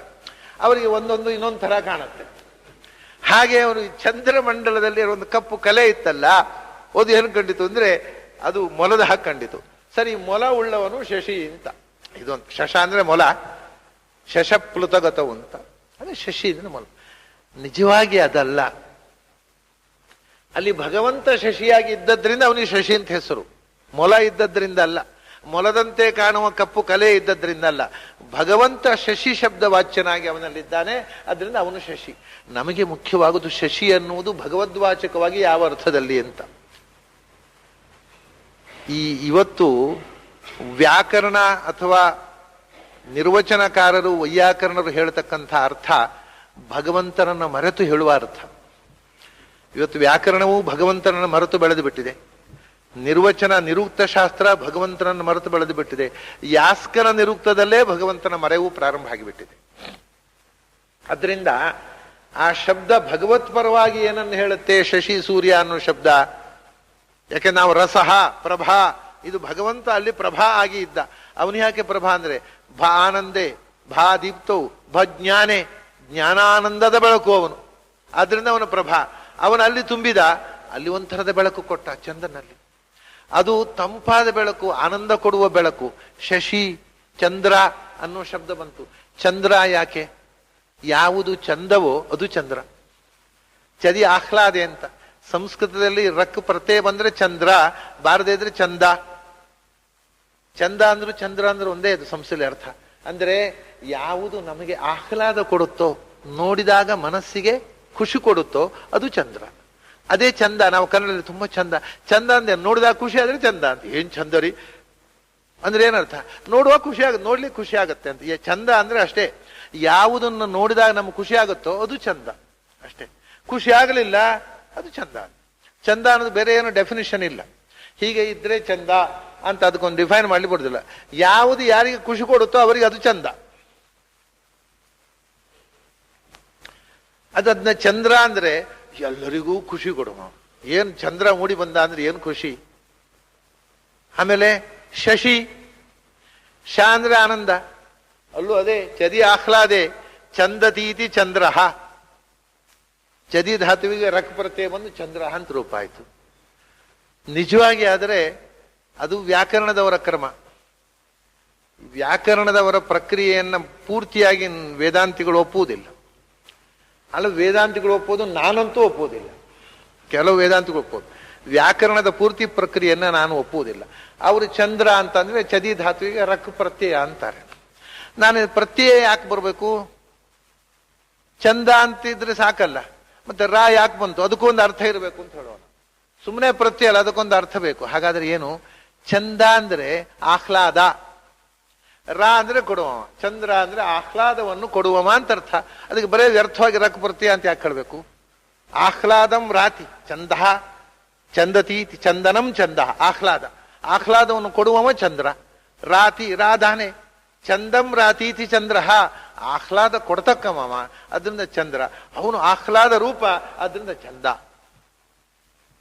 ಹಾಗೆ ಶಶಿ ಅನ್ನುವಲ್ಲಿ ಇದು ಸ್ಪಷ್ಟ ಆಗುತ್ತೆ ನೋಡಿ. ಶ ಅಂದ್ರೆ ಖುಷಿ, ಆನಂದ. ಶಮ್ ಅಂದ್ರೆ ಯಾವ ಆನಂದ? ಆ ಒಳಗಿನಿಂದ ಯಾವುದೋ ಒಂದು ವಸ್ತುವನ್ನು ನೋಡಿ, ಏನೋ ಮಾಡಿ, ಏನನ್ನೋ ಪಡೆದು, ಯಾರೋ ಒಬ್ರು ನಮ್ಮೊಂದು 1000 ರೂಪಾಯಿ ಅನಾಮತ್ತಾಗಿ ನಿಮ್ಗೆ ಕೊಡಬೇಕು ಅಂತ ಕನಸು ಬಿತ್ರಿ, ತಗೊಳ್ಳಿಂದ ಕೊಟ್ರೆ ಒಂದಾಗತ್ತಲ್ಲ ಆನಂದ, ಅದು ಶಮ್ ಅಲ್ಲ. ಏನೂ ಇಲ್ಲದೆ ತನ್ನಷ್ಟಕ್ಕೆ ಒಳಗಿಂದ ಒಂದು ಖುಷಿ ಆಗುತ್ತದೆ. ಇವತ್ತು ತುಂಬಾ ಖುಷಿಯಾಗಿದ್ದೇನೆ ಅಂತ. ಯಾಕೆಂದು ಗೊತ್ತಿಲ್ಲ, ತುಂಬಾ ಖುಷಿಯಾಗಿದ್ದೇನೆ ಒಳಗಿಂದ, ಇನ್ನರ್ ಬ್ಲಿಸ್. ಆ ನಿಜವಾದ ಅಂತರಂಗದ ಆತ್ಮಸ್ವರೂಪದ ಆನಂದ ಎಕ್ಸ್ಪ್ರೆಸ್ ಆಗುವುದುಂಟು, ಅದು ಶಂ. ಶನ್ನೋ ಮಿತ್ರ ಶಂ ವರುಣ, ಅದು ಒಳಗಿನ ಆನಂದ, ಇನ್ನರ್ ಬ್ಲಿಸ್. ಆ ಆನಂದದ ಅತಿಶಯ ಶಶ. ಒಂದು ಶಬ್ದವನ್ನು ರಿಪೀಟ್ ಮಾಡಿದಾಗ ಅದು ಅತಿಶಯವನ್ನು ಹೇಳುತ್ತೆ. ಮಂದ ಮಂದವಾಗಿ ಗಾಳಿ ಬೀಸ್ತಾ ಇತ್ತು. ಮಂದವಾಗಿ ಅಂತ ಹೇಳಿ ಸಾಕಲ್ಲ, ಮಂದ ಮಂದವಾಗಿ, ತೀರ ಮಂದವಾಗಿ ಅಂದ್ರೆ ಮಂದತೆಯನ್ನು ಅತಿಶಯವಾಗಿ ಹೇಳುತ್ತೆ. ವೇಗ ವೇಗವಾಗಿ, ಧಾರೆ ವೇಗವಾಗಿ ಸಾಕಲ್ಲ, ವೇಗ ವೇಗವಾಗಿ ಓಡಿದ್ರು, ಅಲ್ಲಿ ವೇಗದ ಅತಿಶಯವನ್ನು. ಹಾಗೆ ಶ ಅಂದ್ರೆ ಆನಂದದ ಅತಿಶಯ, ಅತಿ ಆನಂದ, ಪರಮಾನಂದ. ಶಶ ಅಂದ್ರೆ ಪರಮಾನಂದ, ಶಶಿ ಅಂದ್ರೆ ಪರಮಾನಂದ ಉಳ್ಳವ ಅಥವಾ ಪರಮಾನಂದವನ್ನು ಕೊಡುವವ ಅಷ್ಟೇ. ದಾತೃತ್ವೇನ ಅಸ್ತೀತಿ ಶಶಿ, ಅಸ್ಯ ಅಸ್ತೀತಿ ಶಶಿ. ಏನ್ ಬೇಕಾದ್ರೆ ಪರಮಾನಂದ ಪ್ರದವಾದ, ಪರಮಾನಂದ ಸ್ವರೂಪವಾದ ಭಗವಂತ ಆನಂದ ಪ್ರದನಾಗಿ ಅಲ್ಲಿ ಕೂತಿದ್ದಾನೆ. ಆದ್ರಿಂದ ಆನಂದ ಆಗುತ್ತೆ ಚಂದ್ರನನ್ನು ನೋಡಿದಾಗ. ಶಶಿ ಅನ್ನೋ ಶಬ್ದವನ್ನು ಕೃಷ್ಣ ಬಳಸಿದ. ಶಶಿಯಲ್ಲಿ ಶಶಿ ಶಬ್ದ ವಾಚ್ಯನಾಗಿ ಕೂತಿದ್ದೇನೆ, ಅಷ್ಟೇ ಅಲ್ಲ ಪ್ರಭೆಯಾಗಿ ಕೂತಿದ್ದೇನೆ. ಅವನು ಯಾಕೆ ಆನಂದ ಕೊಡುವುದು ಅಂದ್ರೆ, ಅಲ್ಲಿಂದ ಇಲ್ಲಿ ತನಕ ಆ ಬೆಳಕು ಹರಿದು ಬಂತಲ್ಲ, ಆ ಬೆಳಕು ಕೊಡತಕ್ಕ ಆನಂದ. ಈಗ ನಮಗೆ ಆ ಆನಂದವೇ ಮರೆತು ಹೋಗಿದೆ. ಯಾಕೆಂದ್ರೆ ನಮ್ಗೆ ಈ ಸೋಡಿಯಂ ಲೈಟ್ನ ಅಡಿಯಲ್ಲಿ ಚಂದ್ರ ಪ್ರಕಾಶ ಇದೆ ಅನ್ನೋದೇ ಗೊತ್ತಿಲ್ಲ ಹುಡುಗರಿಗೆ. ನೋಡ್ಲಿಕ್ಕೆ ಎಲ್ಲಿ ಕಾಣುತ್ತೆ? ಚಂದ್ರ ಪ್ರಕಾಶ ನೋಡ್ಲಿಕ್ಕೆ ಸಿಗೋದಿಲ್ಲ. ಚಂದ್ರ ಮೇಲಿಂದ ಇರ್ತಾನೆ, ಅದರ ಕೆಳಗೆ ಢಾಳಾಗಿ ಸೋಡಿಯಂ ಲೈಟ್ಸ್ ಬಂದ್ಬಿಟ್ಟು ಚಂದ್ರನಿಗೆ ಪ್ರಕಾಶ ಇದೆ ಅನ್ನೋದೇ ಗೊತ್ತಿಲ್ಲ ನಮಗೀಗ. ಎಲ್ಲಿಯಾದರೂ ನಮ್ಮ ಎಲೆಕ್ಟ್ರಿಸಿಟಿ ಡಿಪಾರ್ಟ್ಮೆಂಟ್ನವರು ಪರಮಾನುಗ್ರಹ ಮಾಡಿ ಪವರ್ ಕಟ್ ಮಾಡಿದ್ರೆ ಅದು ಹುಣ್ಣಿಮೆ ದಿವಸ, ಅಮಾವಾಸ್ಯೆ ದಿವಸ ಮಾಡಿದ್ರೆ ಏನೂ ಇಲ್ಲ. ಹೊರಗೆ ನೋಡಿದ್ರೆ ಚಂದ್ರ ಪ್ರಕಾಶ ಇದೆ. ಯಾಕೆಂದ್ರೆ ಎಲೆಕ್ಟ್ರಿಸಿಟಿ ಇಲ್ಲದಿದ್ದಾಗಲೂ ಬೆಳಕಿದೆ ಅಂತ ನಮಗೆ ಇಳಿಸಿದ್ರೆ ಏನೂ ತಿಳಿಯೋದಿಲ್ಲ. ಚಂದ್ರ ಪ್ರಕಾಶವನ್ನು ಆನಂದಿಸುವಂತಹ ಒಂದು ಪರಿಪಾಠವನ್ನೇ ಕಳ್ಕೊಂಡು ಬಿಟ್ಟಿದ್ದೇವೆ ನಾವು. ಅದು ಎಲೆಕ್ಟ್ರಿಸಿಟಿ ಇಲ್ಲದೆ ಹಳ್ಳಿಗೆ ಹೋಗ್ಬೇಕು, ತೀರ ಕಾಡಿನಲ್ಲಿ. ಹಿಂದಿನ ಋಷಿಗಳಿಗೆಲ್ಲ ಇಷ್ಟು ಖುಷಿ ಹಾಕಿದ್ರೆ ಅವರು ಕಾಡಿನಲ್ಲಿ ಇದ್ದವರು. ಆ ಕಾಡಿನಲ್ಲಿದ್ದಾಗ ಗಿಡ ಮರಗಳ ಮೇಲೆ ಚಂದ್ರ ಪ್ರಕಾಶ ಬಿದ್ದಾಗ ಬರ್ತಕ್ಕಂತಹ ಒಂದು ಅನುಭವ, ಆ ಹಸಿರಿನ ಮೇಲೆ, ಆ ಹೂ ಹಣ್ಣಿನ ಮೇಲೆ ಎಷ್ಟು ಚಂದ ಅಂದ್ರೆ. ಹುಣ್ಣಿಮೆಯ ದಿವಸ ಅಲ್ಲ, ನಾನು ಬಾಲ್ಯದಲ್ಲಿ ಅನುಭವಿಸಿದ್ದ ನಿಮಗೆ ಹೇಳುವುದು. ನಾನು ಹುಣ್ಣಿಮೆಯ ದಿವಸ ನಾನು ಮನೆಯ ಒಳಗೆ ದೀಪ ಇಟ್ಟು ಓದ್ತಿರ್ಲಿಲ್ಲ. ಯಾಕಂದ್ರೆ ಚಂದ್ರ ಪ್ರಕಾಶದಲ್ಲಿ ಓದಬೇಕು ಅಂತ. ಹುಣ್ಣಿಮೆಯ ದಿವಸ ತೋಟದಲ್ಲಿ ಕೂತು ಓದ್ತಾ ಇದ್ದೆ. ಏನು ಚಂದ ಗೊತ್ತಾ ಚಂದ್ರ ಪ್ರಕಾಶದಲ್ಲಿ ಓದುವುದು ಅಂದ್ರೆ. ಅದೇ ಕಣ್ಣು ನೆಟ್ಟಗಿತ್ತು ಆವಾಗ. ಈಗ ಗ್ಲಾಸ್ ಇಟ್ಟರು ಓದ್ಲಿಕ್ಕೆ ಬರೋದಿಲ್ಲ. ನಮ್ಮ ಕಣ್ಣು ಶಾರ್ಪ್ ಇದ್ರೆ ಚಂದ್ರ ಪ್ರಕಾಶದಲ್ಲಿ ಓದಬೇಕು. ನಮ್ಮ ಸ್ನೇಹಿತರನ್ನೆಲ್ಲ ಕೂಡಿಸ್ಕೊಂಡು ಬೆಳದಿಂಗಳಲ್ಲಿ ಓದ್ತಾ ಇದ್ದೆ ರಾತ್ರಿ ನಾನು. ಅಂದ್ರೆ ಅದು ಅಂಥ ಆನಂದ, ಅದು ವಿಚಿತ್ರ ಆನಂದವನ್ನು ಕೊಡ್ತಕ್ಕಂಥ ಶಶಿಯ ಪ್ರಭಾ. ಅದೇ ಮಧ್ಯಾಹ್ನ 12 ಗಂಟೆ ಬಿಸಿಲಿಗೆ ಸರಿಯಾಗಿ ಕಾಣುತ್ತೆ ಅಂತ ತೋಟದಲ್ಲಿ ಕೂತ್ಕೊಂಡು, ಅದು ಬಿಸಿಲಲ್ಲಿ ಕೂತ್ಕೊಂಡು, ರಸ್ತೆಯಲ್ಲಿ ಚಂದ್ರ ಪ್ರಕಾಶದ ಅಡಿಯಲ್ಲಿ ಓದುವುದು ಆನಂದ. ಸೂರ್ಯಪ್ರಕಾಶ ಬೇಕು, ಆದರೆ ಅದು ಅಡಿಯಲ್ಲಿ ಕೂತು ಓದುವುದು ಆನಂದ ಅಲ್ಲ, ಉರಿ ಎದ್ದು ಹೋಗುತ್ತೆ. ಸರಿ, ಸೂರ್ಯ ಶಾಖ ಅಸಹ್ಯ, ಆದರೆ ಅವನು ಇಲ್ಲದೇ ಇದ್ದ ನಮ್ಮ ಬದುಕೇ ಇಲ್ಲ. ಸೂರ್ಯನ ಬೆಳಕಿನಲ್ಲಿ ಸೋಲಾರ್ ಎನರ್ಜಿಯಾಗಿ ಕೇಶವನಾಗಿ ಆ ಕೇಶದಲ್ಲಿ ತುಂಬಿ ಪ್ರಭಾ ಆಗಿ ನಾನು ಸೂರ್ಯಚಂದ್ರರಲ್ಲಿ ತುಂಬಿ ಬೆಳಕು ಕೊಡ್ತೇನೆ, ಜೀವನ ಶಕ್ತಿ ಕೊಡ್ತೇನೆ, ದಾಹನ ತಾಪನ ಪಾಚನ ಪ್ರಕಾಶನ ಇವೆಲ್ಲ ಶಕ್ತಿಗಳನ್ನು ಕೊಟ್ಟು ಸೂರ್ಯಚಂದ್ರರಲ್ಲಿ ಬೆಳಕಾಗಿ ಹಗಲು ರಾತ್ರಿಗಳನ್ನು ಮಾಡುವ ಶಕ್ತಿಯಾಗಿ ನಾನು ತುಂಬಿದ್ದೇನೆ. ನೋಡಿ, ನೀರು ಸೂರ್ಯಚಂದ್ರ 3 ಆಸ್ಪೆಕ್ಟ್ ತಗೊಂಡ. ಅದರ ನಂತರ ಹಗಲು ರಾತ್ರಿಗಳಿಗೆ ನಮಗೆ ಸಂಬಂಧಪಟ್ಟವರು ಇಬ್ಬರು ದೇವತೆಗಳು ನೋಡಿ. ಶನ್ನೋ ಮಿತ್ರ ಶಂ ವರುಣ. ಮಿತ್ರ ಅಂದ್ರೆ ಹಗಲಿನವ, ವರುಣ ಅಂದ್ರೆ ರಾತ್ರಿಯ ದೇವತೆ. ಮಿತ್ರ ಏನ್ ಮಾಡ್ತಾನೆ? ಹಗಲು ಗನಸು, ಹಾಗೆ ಮಾಡಬೇಕು ಹೀಗೆ ಮಾಡಬೇಕು. ಮಿತ್ರ ಸಂಕಲ್ಪ ದೇವತಾ. ಹಗಲಿನಲ್ಲಿ ನಮ್ಮದು ಹಗಲು ಗನಸುಗಳು, ಹಾಗೆ ಮಾಡಬೇಕು ಹೀಗೆ ಮಾಡಬೇಕು, ಅದಾಗಬೇಕು ಇದಾಗಬೇಕು, ಒಂದು ಕಾರ್ ತಗೋಬೇಕು, ಒಂದು ಉಪ್ಪರಿಗೆ ಮನೆ ಕಟ್ಟಬೇಕು, ಏನೇನೋ ಇದೆಲ್ಲ ಹಗಲು. ಇದನ್ನು ಮಾಡುವನು ಯಾರು? ಮಿತ್ರ. ಅವನು ನಮಗೆ ಮಿತ್ರನಾಗಿ ಮಾಡ್ತಾನೋ ಅಮಿತ್ರನಾಗಿ ಮಾಡ್ತಾನೋ ಅಂತ ಇದನ್ನು ಮಾಡ್ತಾನೆ ಒಳಗಿಂದ. ಈ ಬಯಕೆಗಳು ಕಲ್ಪನೆಗಳು. ಸಂಕಲ್ಪ ಮಾನಸಂ ಕರ್ಮ. ಮನಸ್ಸಿನಲ್ಲಿ ಮಂಡಿಗೆಗಳನ್ನು ಕಟ್ಟುವುದು. ಆ ಮಂಡಿಗೆಗಳನ್ನು ಕಟ್ಟಿಸುವ ಮನಸ್ಸಿನೊಳಗೆ ಕೂತು ಮಿತ್ರನಾಮಕನಾದ ದ್ವಾದಶಾದಿತ್ಯರಲ್ಲಿ ಒಬ್ಬನಾದ ಮಿತ್ರನಾಮಕನಾದ ದೇವತೆ. ರಾತ್ರಿಯಲ್ಲಿ ಕನಸು ಬೀಳ್ಬಹುದು, ಕನಸು ಕಟ್ಟಲಿಕ್ಕೆ ಆಗುದು. ಹಗಲೆಲ್ಲ ಕನಸು ಕಟ್ಟೋದು. ರಾತ್ರಿಯಲ್ಲಿ ಧ್ಯಾನ.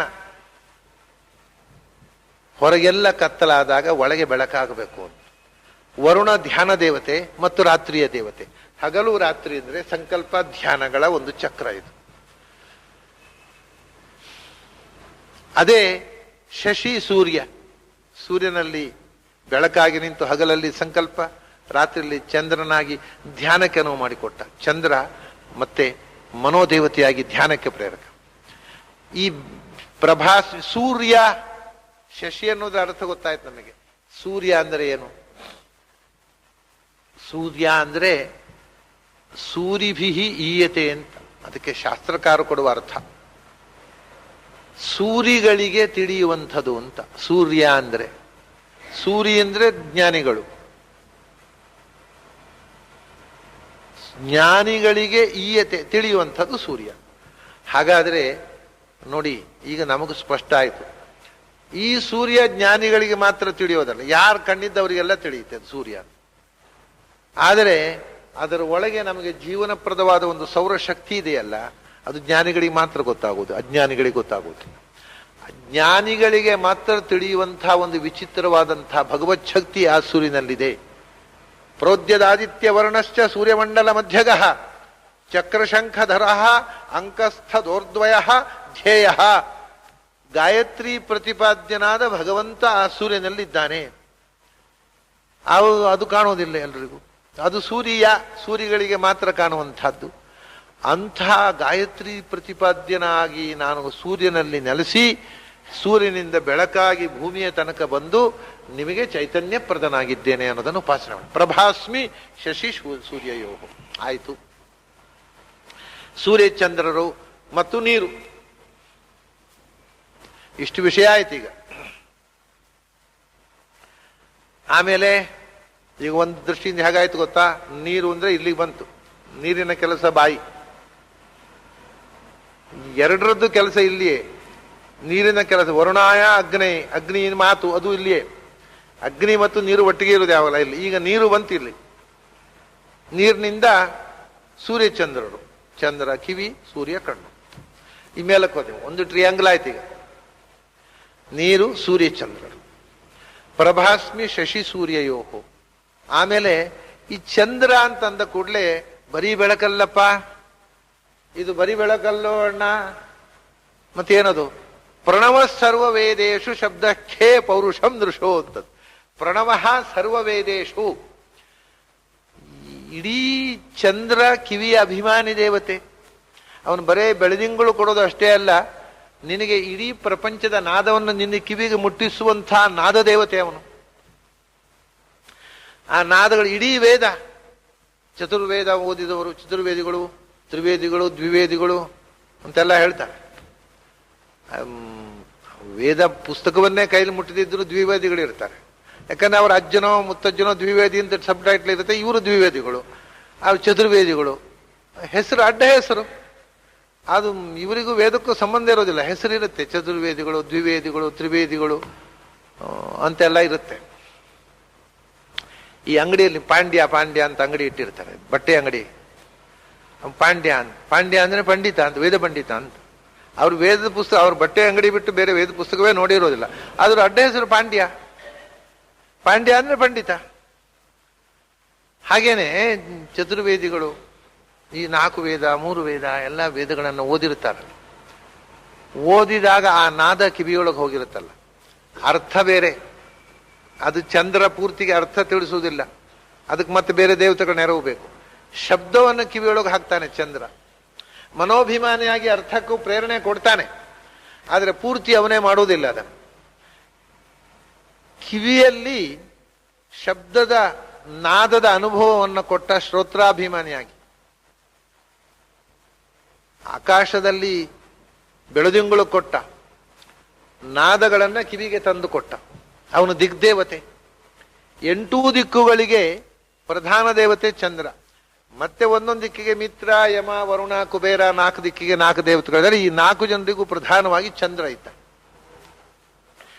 ದಿಕ್ಕುಗಳ ದೇವತೆಗಳೇ ಕಿವಿಯ ದೇವತೆಗಳು.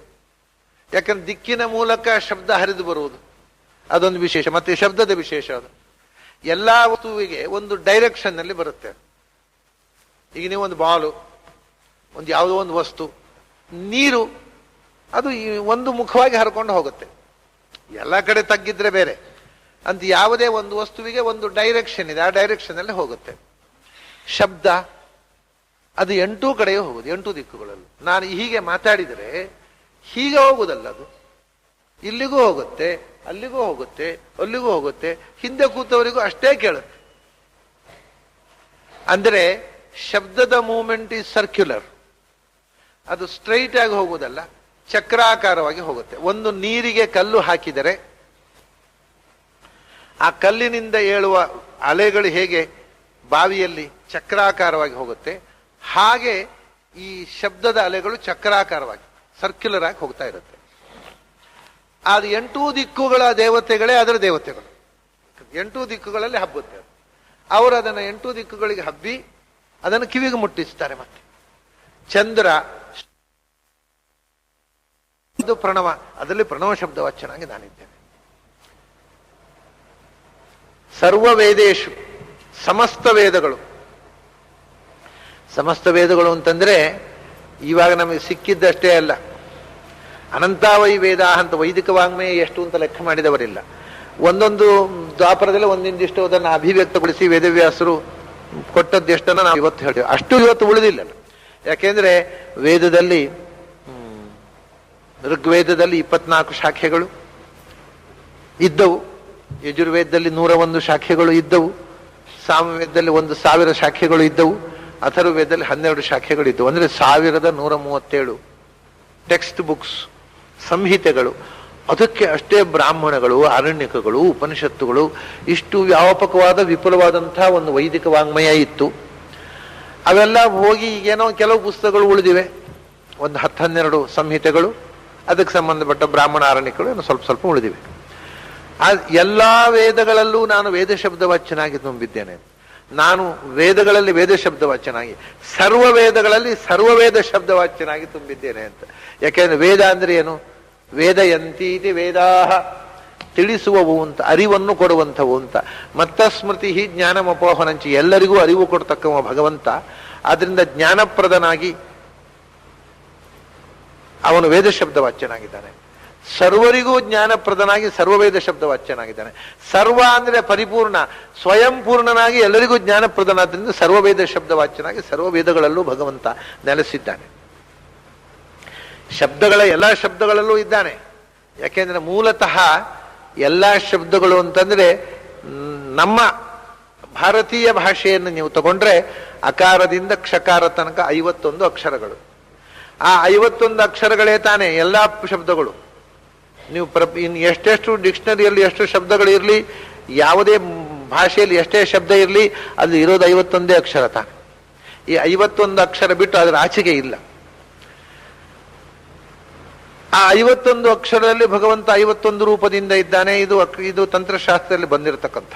ಅಕಾರದಲ್ಲಿ ಅಜ, ಆ ಕಾರದಲ್ಲಿ ಆನಂದ, ಈ ಕಾರದಲ್ಲಿ ಇಂದ್ರ, ಈ ಕಾರದಲ್ಲಿ ಈಶಾ, ಹೀಗೆ ಈ ಎಲ್ಲ ಅಕ್ಷರಗಳಲ್ಲಿ ಭಗವಂತನ 51 ಅಕ್ಷರಗಳು, 51 ರೂಪಗಳಿವೆಯಾ? ಈ ಎಲ್ಲ ಶಬ್ದಗಳು ಈ 51 ಅಕ್ಷರಗಳಿಂದಲೇ ಆದದ್ದು. ಹಾಗಾದ್ರೆ ಅಷ್ಟು ಶಬ್ದಗಳಲ್ಲಿ 51 ರೂಪಗಳಿಂದ ಭಗವಂತ ತುಂಬಿದ್ದಾನೆ ಅಂತ ಆಗೋಯ್ತು. ಸರ್ವ ಶಬ್ದಗಳಲ್ಲೂ ಭಗವಂತ ತುಂಬಿದ್ದಾನೆ. ಆಮೇಲೆ ಅದರಲ್ಲಿ ವಿಶೇಷವಾಗಿ ಶಬ್ದದಲ್ಲಿ ಅಸಾಧಾರಣವಾದ ಭಗವಂತನಿಗೋಸ್ಕರ ಮೀಸಲಾದ ಶಬ್ದಗಳು ವೇದಗಳು. ನೇಂದ್ರಿಯಾಣಿ ನಾನುಮಾನಂ ವೇದಾಹ್ಯೇವೈನಂ ವೇದಯಂತಿ ತಸ್ಮಾದಾಹುರು ವೇದಾಹ ಇತಿ.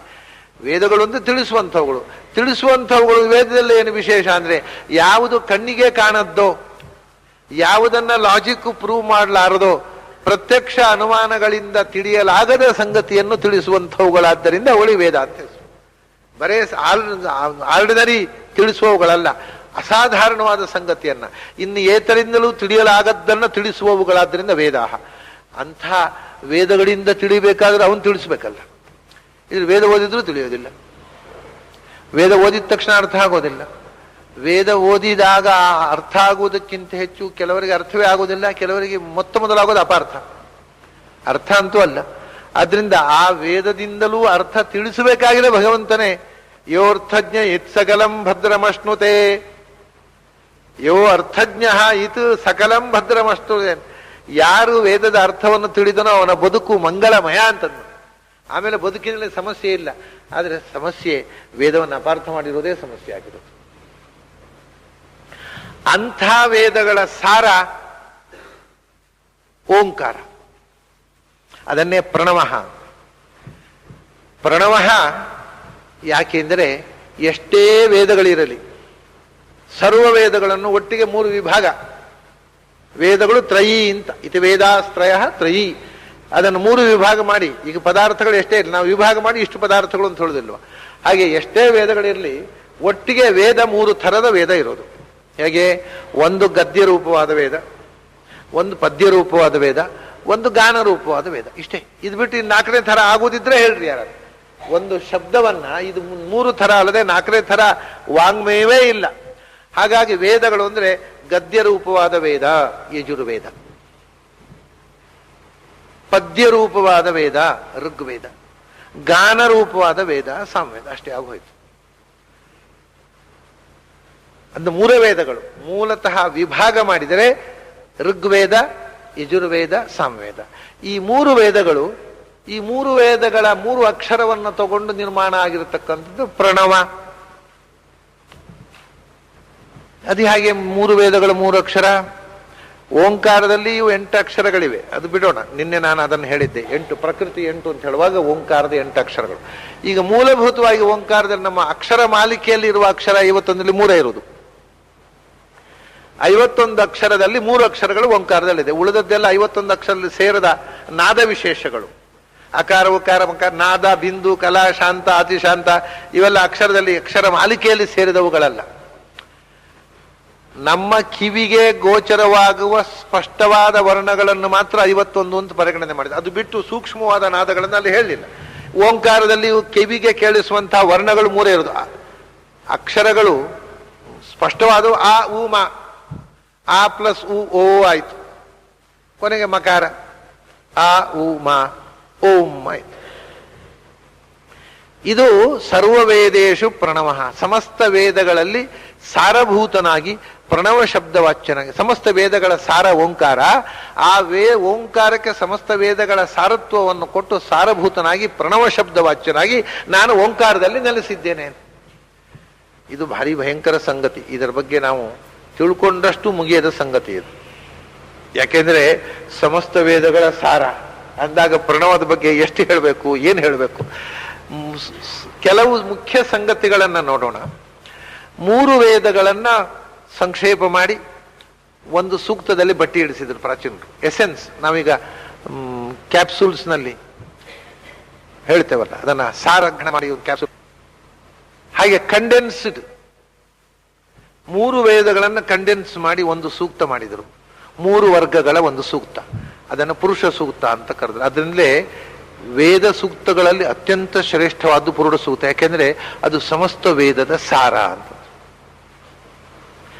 ಮೂರು ವೇದಗಳು ಮೂರು ವರ್ಗಗಳ 16 ಮಂತ್ರಗಳ ಒಂದು ಸೂಕ್ತವಾಯಿತು. 16 ಮಂತ್ರಗಳ ಅಂತ ಯಾಕೆ ಹೇಳಿದೆ ಅಂದ್ರೆ, ಮೂರು ವರ್ಗಗಳ ವಿಭಾಗ ಇರುವುದು ಋಗ್ವೇದದಲ್ಲಿ ಮಾತ್ರ. ಯಜುರ್ವೇದದಲ್ಲಿ ವರ್ಗ ವಿಭಾಗ ಇಲ್ಲ, ಅದರಲ್ಲಿ 18 ಮಂತ್ರ ಇದೆ. ಆದರೆ ಮೂರು ವರ್ಗ ವಿಭಾಗ ಇಟ್ಟುಕೊಂಡು ಹೇಳುವಂತಹದ್ದು ಋಗ್ವೇದದ ಪುರುಷ ಸೂಕ್ತವನ್ನ ವೇದದ ಸಾರ ಅಂತ ಉಂಟು.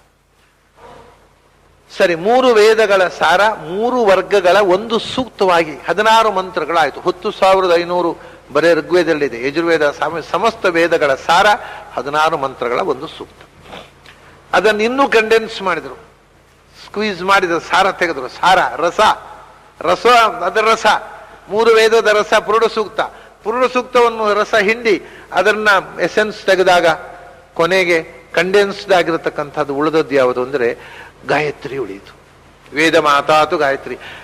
16 ಮಂತ್ರಗಳದ್ದು ಒಂದೇ ಮಂತ್ರವಾಗಿ ಮೂರು ಪಾದಗಳ ಮೂರು ವರ್ಗಗಳು ಮೂರು ಪಾದವಾಗಿ ಕಂಡೆನ್ಸ್ಡ್ ಆಗಿ ತತ್ ಸವಿತುರ್ವರೇಣಿಯಂ ಒಂದು ಪಾದ ಆಯಿತು ಋಗ್ವೇದಕ್ಕೆ ಸಂಬಂಧಪಟ್ಟು. ಭರ್ಗೋ ದೇವಸ್ಯ ಧೀಮಹಿ ಯಜುರ್ವೇದಕ್ಕೆ ಸಂಬಂಧಪಟ್ಟಾಯಿತು. ಧಿಯೋ ಯೋ ನಃ ಪ್ರಚೋದಯಾತ್ ಸಾಮವೇದಕ್ಕೆ ಸಂಬಂಧಪಟ್ಟ. ಹೀಗೆ ಮೂರು ವೇದಗಳ ಸಾರವಾಗಿ ಮೂರು ಪಾದಗಳ ಒಂದು ಗಾಯತ್ರಿ ಆಯಿತು. ಅದಕ್ಕೆ ಅದನ್ನು ವೇದ ಮಾತಾ ಅಂತ. ಗಾಯತ್ರಿಯನ್ನು ಹಿಂಡಿ ಅದರ ರಸ ತೆಗೆದು ಇನ್ನೂ ಸೂಕ್ಷ್ಮ ಕಂಡೆನ್ಸ್ಡ್ ಪಿಲ್ ಆಗ್ಬೇಕು. ಇನ್ನೂ ಕಂಡೆನ್ಸ್ಡ್ ಪಿಲ್ಲು ರಸ ತೆಗೆದರು. ಆ ಮೂರು ಪಾದಗಳಿಂದ ಮೂರು ಪದಗಳಾಯಿತು. ಮೂರು ಶಬ್ದಗಳು ಮಾತ್ರ ಉಳಿದವು. ಭೂಹು ಭುವಃ ಸುವಃ. ಅದು ಗಾಯತ್ರಿಯನ್ನು ಕಂಡೆನ್ಸ್ ಮಾಡಿ ಮೂರು ಶಬ್ದ ಆಯಿತು. ಅದನ್ನು ಚತುರ್ಮುಖ ಸ್ಕ್ವೀಸ್ ಮಾಡಿ ಅದರ ರಸ ತೆಗೆದು ಇನ್ನೂ ಕಂಡೆನ್ಸ್ಡ್ ಆಗಬೇಕು ಅಂದ್ರೆ ಆ ಮೂರು ಶಬ್ದಗಳನ್ನು ಮೂರು ಅಕ್ಷರಗಳಲ್ಲಿ ಸೇರಿಸಿ ಒಂದು ಶಬ್ದ ಮಾಡಿದ. ಭೂಹು ಭುವಃ ಸ್ವಹ ಹೋಗಿ ಆ ಉ ಮಾ ಆಗಿ ಓಂ ಆಯಿತು. ಅಂದ್ರೆ ಮೂರು ವೇದಗಳು ಮೂರು ವರ್ಗದ ಪುರುಷ ಸೂಕ್ತವಾಗಿ, ಮೂರು ವರ್ಗದ ಪುರುಷ ಸೂಕ್ತ ಮೂರು ಪಾದದ ಗಾಯತ್ರಿಯಾಗಿ, ಮೂರು ಪಾದದ ಗಾಯತ್ರಿ ಮೂರು ಪದದ ವ್ಯಾಹೃತಿಯಾಗಿ, ಮೂರು ಪದಗಳ ವ್ಯಾಹೃತಿ ಮೂರು ಅಕ್ಷರಗಳ ಓಂಕಾರ ಆಯಿತು. ಸೊ ಈಗ ಈ ಕಂಡೆನ್ಸ್ಡ್ ಪಿಲ್ಲಿನಲ್ಲಿ ಮೂರು ವೇದಗಳ ಸಮಸ್ತ ವಿಸ್ತರವೂ ಇರಬೇಕು. ಅದನ್ನು ತಿಳ್ಕೊಳ್ಳೋದೇ ಓಂಕಾರದ ಉಪಾಸನೆ. ಹಾಗಾಗಿ ಸಮಸ್ತ ವೇದಗಳ ಸಾರವನ್ನು ತುಂಬಿದ ಮಹಾಮಂತ್ರವಾಗಿ ಪ್ರಣವ ಯಾಕೆ ಆಯಿತು ಅಂದ್ರೆ, ನಾನದಲ್ಲಿ ನಾನದು ಕೂತೆಪ್ಪ ಅಂತ ಶಕ್ತಿಯಾಗಿ. ಏನದು ಇದೇನು ಅಕಾರ ಅನ್ನೋದು ಋಗ್ವೇದಕ್ಕೆ ಸಂಬಂಧಪಟ್ಟದ್ದು, ಉಕಾರ ಯಜುರ್ವೇದಕ್ಕೆ ಸಂಬಂಧಪಟ್ಟದ್ದು, ಮಕಾರ ಸಾಮವೇದಕ್ಕೆ ಸಂಬಂಧಪಟ್ಟದ್ದು. ನೀವು ಹೇಳೋದು ನಾವು ಕೆನೆ ತಟ್ಟಿಕೊಳ್ಳೋದು ಆಯ್ತಲ್ಲ. ಏನು ಸಂಬಂಧ ಅಕಾರಕ್ಕೂ ಋಗ್ವೇದಕ್ಕೂ ಏನು ಸಂಬಂಧ? ಏನು ಋಗ್ವೇದದಲ್ಲಿ ಅಕಾರ ಮಾತ್ರ ಇರೋದು? ಆದಿಂದ ಕ್ಷಾತನಕ ಎಲ್ಲ ಅಕ್ಷರಗಳು ಇವೆ. ಯಜುರ್ವೇದದಲ್ಲಿ ಉಕಾರ ಮಾತ್ರ ಇರುವುದಾ? ಎಲ್ಲ ಇದೆ. ಸಾಮವೇದದಲ್ಲಿ ಮಕಾರ ಮಾತ್ರ ಇರುವುದಾ? ಎಲ್ಲ ಇದೆ. ಸುಮ್ಮನೆ ಒಂದು ಅಕ್ಷರ ಹೇಳೋದು ಅದಕ್ಕೂ ಇದಕ್ಕೂ ಸಂಬಂಧ ಅಂದ್ರೆ ಏನು ಸಂಬಂಧ ಅಂತ ಗೊತ್ತಾಗಬೇಕಲ್ಲ. ಅದು ಗೊತ್ತಾಗಬೇಕು ಅಂತ, ಅದು ಗೊತ್ತಾಗೋದು ಅರ್ಥ ತಿಳಿದಾಗ, ಅದು ಬೇರೆ ಮಾತು. ಅರ್ಥ ತಿಳಿಯದೇ ಇದ್ದಾಗಲೂ ಬರೇ ವೇದ ಪಾರಾಯಣ ಮಾಡುವವರಿಗೂ ಗೊತ್ತಾಗಬೇಕು ಅಂತ ವೇದದ ರಚನೆಯಲ್ಲೇ ಅದರ ಸುಳುವನ್ನು ಕೊಟ್ಟಿದ್ದಾರೆ. ಮೊದಲು ಫಸ್ಟ್ ಆಫ್ ಆಲ್ ಋಗ್ವೇದ ಅಕಾರದಿಂದ ಪ್ರಾರಂಭವಾಗುತ್ತೆ.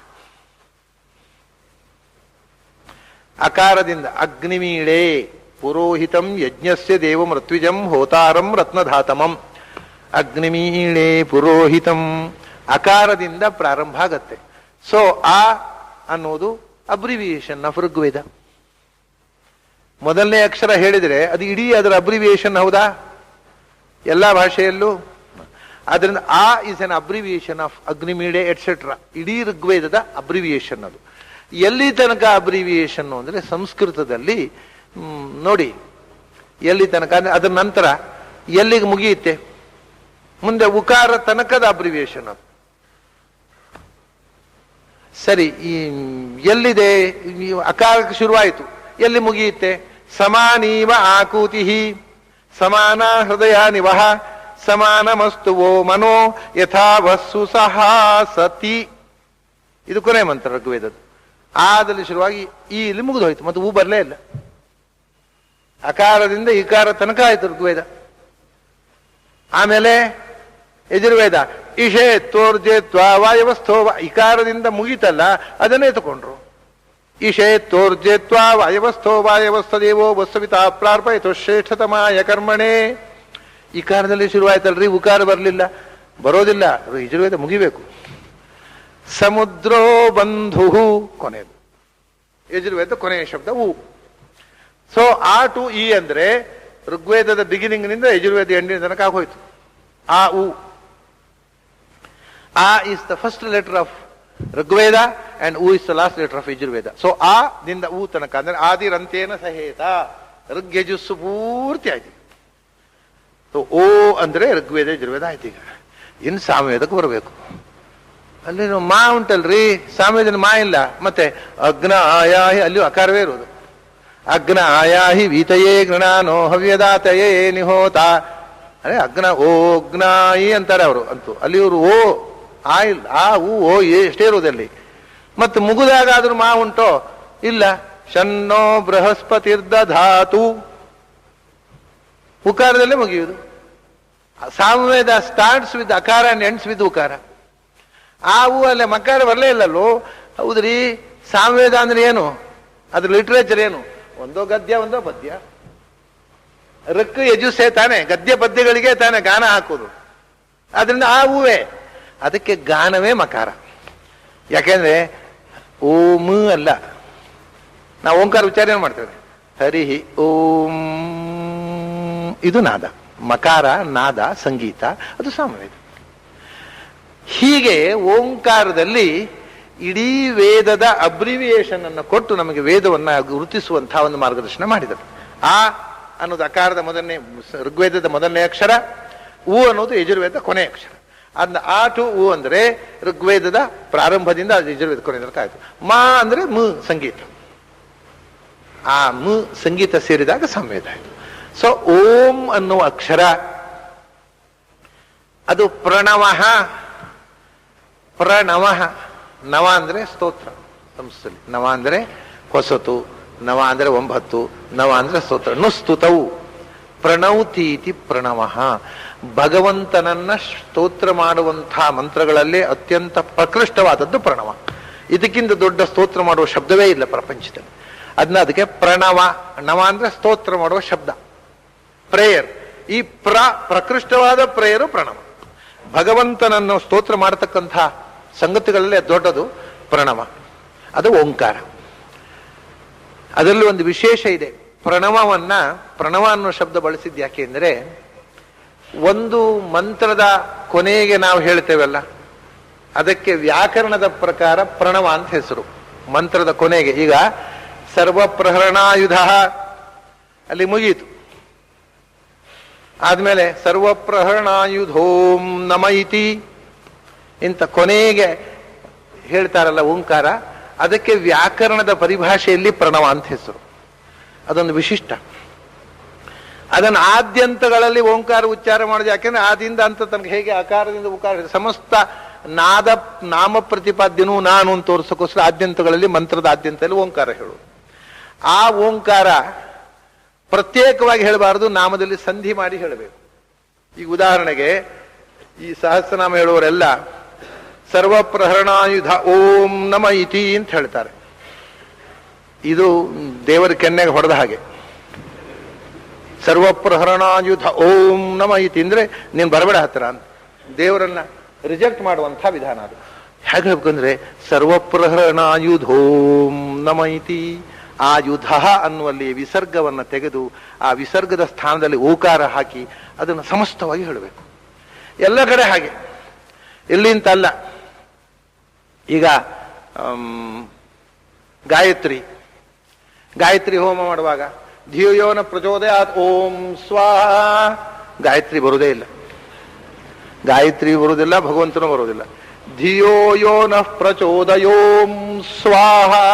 ಪ್ರಚೋದಯಾತ್ ಅನ್ನುವಲ್ಲಿ ಕೊನೆಯ ಆತ್ ಅಕ್ಷರಗಳನ್ನು ತೆಗೆದು ಓಂಕಾರ ಸೇರಿಸಿ ಸಂಧಿ ಮಾಡಿ ಧಿಯೋ ಯೋ ನಃ ಪ್ರಚೋದಯೋಂ ಸ್ವಾಹ. ಹೀಗೆ ಹೋಮ ಮಾಡಬೇಕು. ಅದೇ ಬುಡು ಸೂಕ್ತ ಆಗುವಾಗ ಸುಭೂಮಿಂ ವಿಶ್ವತೋ ವೃತ್ವ ಅತ್ಯತಿಷ್ಠ ದಶಾಂಗುಲೋಂ ಸ್ವಾಹ. ದಶಾಂಗುಲಂ ಓಂ ಸ್ವಾಹ ಅಂತ ಹೇಳಿಬಿಟ್ರೆ ಯಾವ ದೇವತೆಗಳು ಬರೋಲ್ಲ. ಆದರೆ ಎಲ್ಲರೂ ಈಗ ಹಾಗೆ ಹೇಳೋದು. ಅದನ್ನೇ ದೇವತೆಗಳು ಬರೋದೇ ಬಿಟ್ಟುಬಿಟ್ಟಿದ್ದಾರೆ ಈಗ ಹೋಮಕ್ಕೆ. ಬರೇ ಅಬದ್ಧ ಹೇಳೋದೇ ಆಗಿಬಿಟ್ಟಿದೆ, ನಮ್ಮ ಮಂತ್ರ ಹೇಳೋದೇ ಅಬದ್ಧ. ಇದನ್ನು ಅದಕ್ಕೆ ಪ್ರಣವ ಅಂತಂದನ್ನು ಶಬ್ದವನ್ನು ಕೃಷ್ಣ ಬಳಸಾಗ ಇದು ಉದ್ದೇಶ ಇದೆ. ಅದು ಎಲ್ಲ ನಾಮದ ಒಟ್ಟಿಗೆ ಸೇರಿಕೊಂಡು ಬರತಕ್ಕ ಓಂಕಾರ, ಸಮಷ್ಟಿಯಾಗಿ ಎಲ್ಲ ವೇದದ ಒಟ್ಟಿಗೆ ಕೊನೆಗೆ ಯಾಕೆಂದ್ರೆ ಎಲ್ಲ ನಾಮದ ಅರ್ಥವನ್ನು ಒಳಗೊಂಡದ್ದು, ಎಲ್ಲ ವೇದದಲ್ಲಿ ಬರತಕ್ಕ ಅರ್ಥವನ್ನು ಒಳಗೊಂಡದ್ದು. ಇದರ ಅರ್ಥ ವಿವರಣೆ ಮಾಡ್ತಾ ಹೋದರೆ ಅದೇ ಅಂಶ. ಆದರೆ ನಮಗೀಗ ಸ್ಥೂಲವಾಗಿ ಇಷ್ಟು ಓಂಕಾರದ ಎಸೆನ್ಸ್ ಅಬ್ರಿವಿಯೇಷನ್ ನಿಂದ ತಿಳಿತು. ಇಂಥ ಪ್ರಣವ ಸರ್ವವೇದೇಶು ಶಬ್ದ ಖೇ, ಅಂಥ ವೇದದಲ್ಲಿಯ ಸಾರಭೂತವಾದ ಪ್ರಣವ ನಾನು, ಪ್ರಣವದ ವಿಸ್ತಾರವಾದ ವ್ಯಾಹೃತಿ ನಾನು, ವ್ಯಾಹೃತಿ ವಿಸ್ತಾರವಾದ ಗಾಯತ್ರಿಯಲ್ಲಿರುವವನು ನಾನು, ಗಾಯತ್ರಿ ವಿಸ್ತಾರವಾದ ಪುರುಷಸೂಕ್ತದಲ್ಲಿರುವವನು ನಾನು, ಪುರುಷಸೂಕ್ತದ ವಿಸ್ತಾರವಾದ 3 ವೇದಗಳಲ್ಲಿ ಇರುವವನು ನಾನು. ವೇದದ ಶಬ್ದಗಳಿಂದಲೇ ಹುಟ್ಟಿ ಬಂದ ಪ್ರಪಂಚದ ಎಲ್ಲ ಶಬ್ದಗಳಲ್ಲೂ ತುಂಬಿ ಆಕಾಶದಲ್ಲೆಲ್ಲ ಶಬ್ದಮಯನಾಗಿ ತುಂಬಿರುವವನು ನಾನು. ಶಬ್ದಕ್ಕೆ ಆಕಾಶದಲ್ಲಿರುವ ಸರ್ವ ಶಬ್ದಗಳು ಸರ್ವನಾದಗಳಿವೆಯಲ್ಲ, ಅದರಲ್ಲಿ ಅದು ಕಿವಿಗೆ ಕೇಳಿಸುವ ಶಕ್ತಿಯಾಗಿ ತುಂಬಿದವನು ನಾನು. ಪೌರುಷಂ ನೃಷು, ಆ ನಾದವನ್ನ ಉಚ್ಚಾರ ಮಾಡತಕ್ಕಂಥ ಶಕ್ತಿ ಮನುಷ್ಯನಿಗೆ ಕೊಟ್ಟೆ ಅಲ್ಲೋದು ನಾನು. ಯಾಕೆಂದ್ರೆ ಇಷ್ಟು ಶಬ್ದ ಇದೆ, ಅನಂತವಾದ ಶಬ್ದಗಳು, ಏನು ಮಾಧುರ್ಯ, ಅದು ಸಂಗೀತ, ಏನು ನಾದ ವೈವಿಧ್ಯ, ಎಂಥ ಮಧುರವಾದ ಸಪ್ತಸ್ವರದಲ್ಲಿ ಎಷ್ಟು ವಿಧವಾದ ಸ್ವರಗಳು, ಈ 51 ಅಕ್ಷರಗಳಲ್ಲಿ ಎಷ್ಟು ಬಗೆಯ ಶಬ್ದಗಳು. ಇದೆಲ್ಲವನ್ನ 84 ಲಕ್ಷ ಯೋನಿಗಳಲ್ಲಿ 83,99,999 ಪ್ರಾಣಿಗೂ ಹೇಳಲಿಕ್ಕೆ ಬರೋದಿಲ್ಲ, ಮನುಷ್ಯನಿಗೆ ಮಾತ್ರ ಬರುತ್ತೆ. ಅದು ನಾನು ಕೊಟ್ಟ ಶಕ್ತಿ ಅಂತ. ಪೌರುಷಂ ನೃಷು, ಪುರುಷ ಶಕ್ತಿಯಾಗಿ ಮನುಷ್ಯನಲ್ಲಿ ಈ ನಾದವನ್ನ ಶಬ್ದವನ್ನ ಉಚ್ಚರಿಸುವ ಶಕ್ತಿಯಾಗಿ ನಾನು ತುಂಬಿದ್ದೇನೆ, ಇದನ್ನು ಉಪಾಸನೆ ಮಾಡುವಂತ ಹೇಳಿದ ಅನ್ನುವಲ್ಲಿಗೆ ಇವತ್ತಿನ ಚಿಂತನೆಯನ್ನು ಮುಗಿಸೋಣ. ಅದು ಯೋಚನೆ ಮಾಡ್ತಾ ಹೋದ್ರೆ ಆ ಒಂದು ಶ್ಲೋಕವೇ ಮುಗಿಯೋದಿಲ್ಲ, ಅದರ ಮೇಲೆ ಮಾತು ಯಾವ ಯಾವ ರೀತಿಯ ಭಗವಂತನ ಅನುಗ್ರಹ ಒಂದೊಂದು ಸಂಗತಿಯಲ್ಲಿದೆ ಅಂತ ಯೋಚನೆ ಮಾಡ್ತಾ ಹೋದರೆ ಒಂದು ಶ್ಲೋಕವನ್ನು ಒಂದು ದಿವಸಕ್ಕೆ ಮುಗಿಸ್ಲಿಕ್ಕೆ ಆಗೋದಿಲ್ಲ. ಇದು ವಿಭೂತಿ, ಇದು ವಿಜ್ಞಾನ, ಇದು ಭಗವಂತ ನಮಗೆ ಕೊಟ್ಟ ವಿಜ್ಞಾನ. ಇದರ ಚಿಂತನೆಯನ್ನ ಮಾಡೋಣ. ನಾಳೆ ಮತ್ತೆ ಮುಂದಿನ ಸಂಗತಿ. ಅಲ್ಲಿ ತನಕ ನಿಮಗೆಲ್ಲ ಅಭಿನಂದನೆಗಳು ಮತ್ತು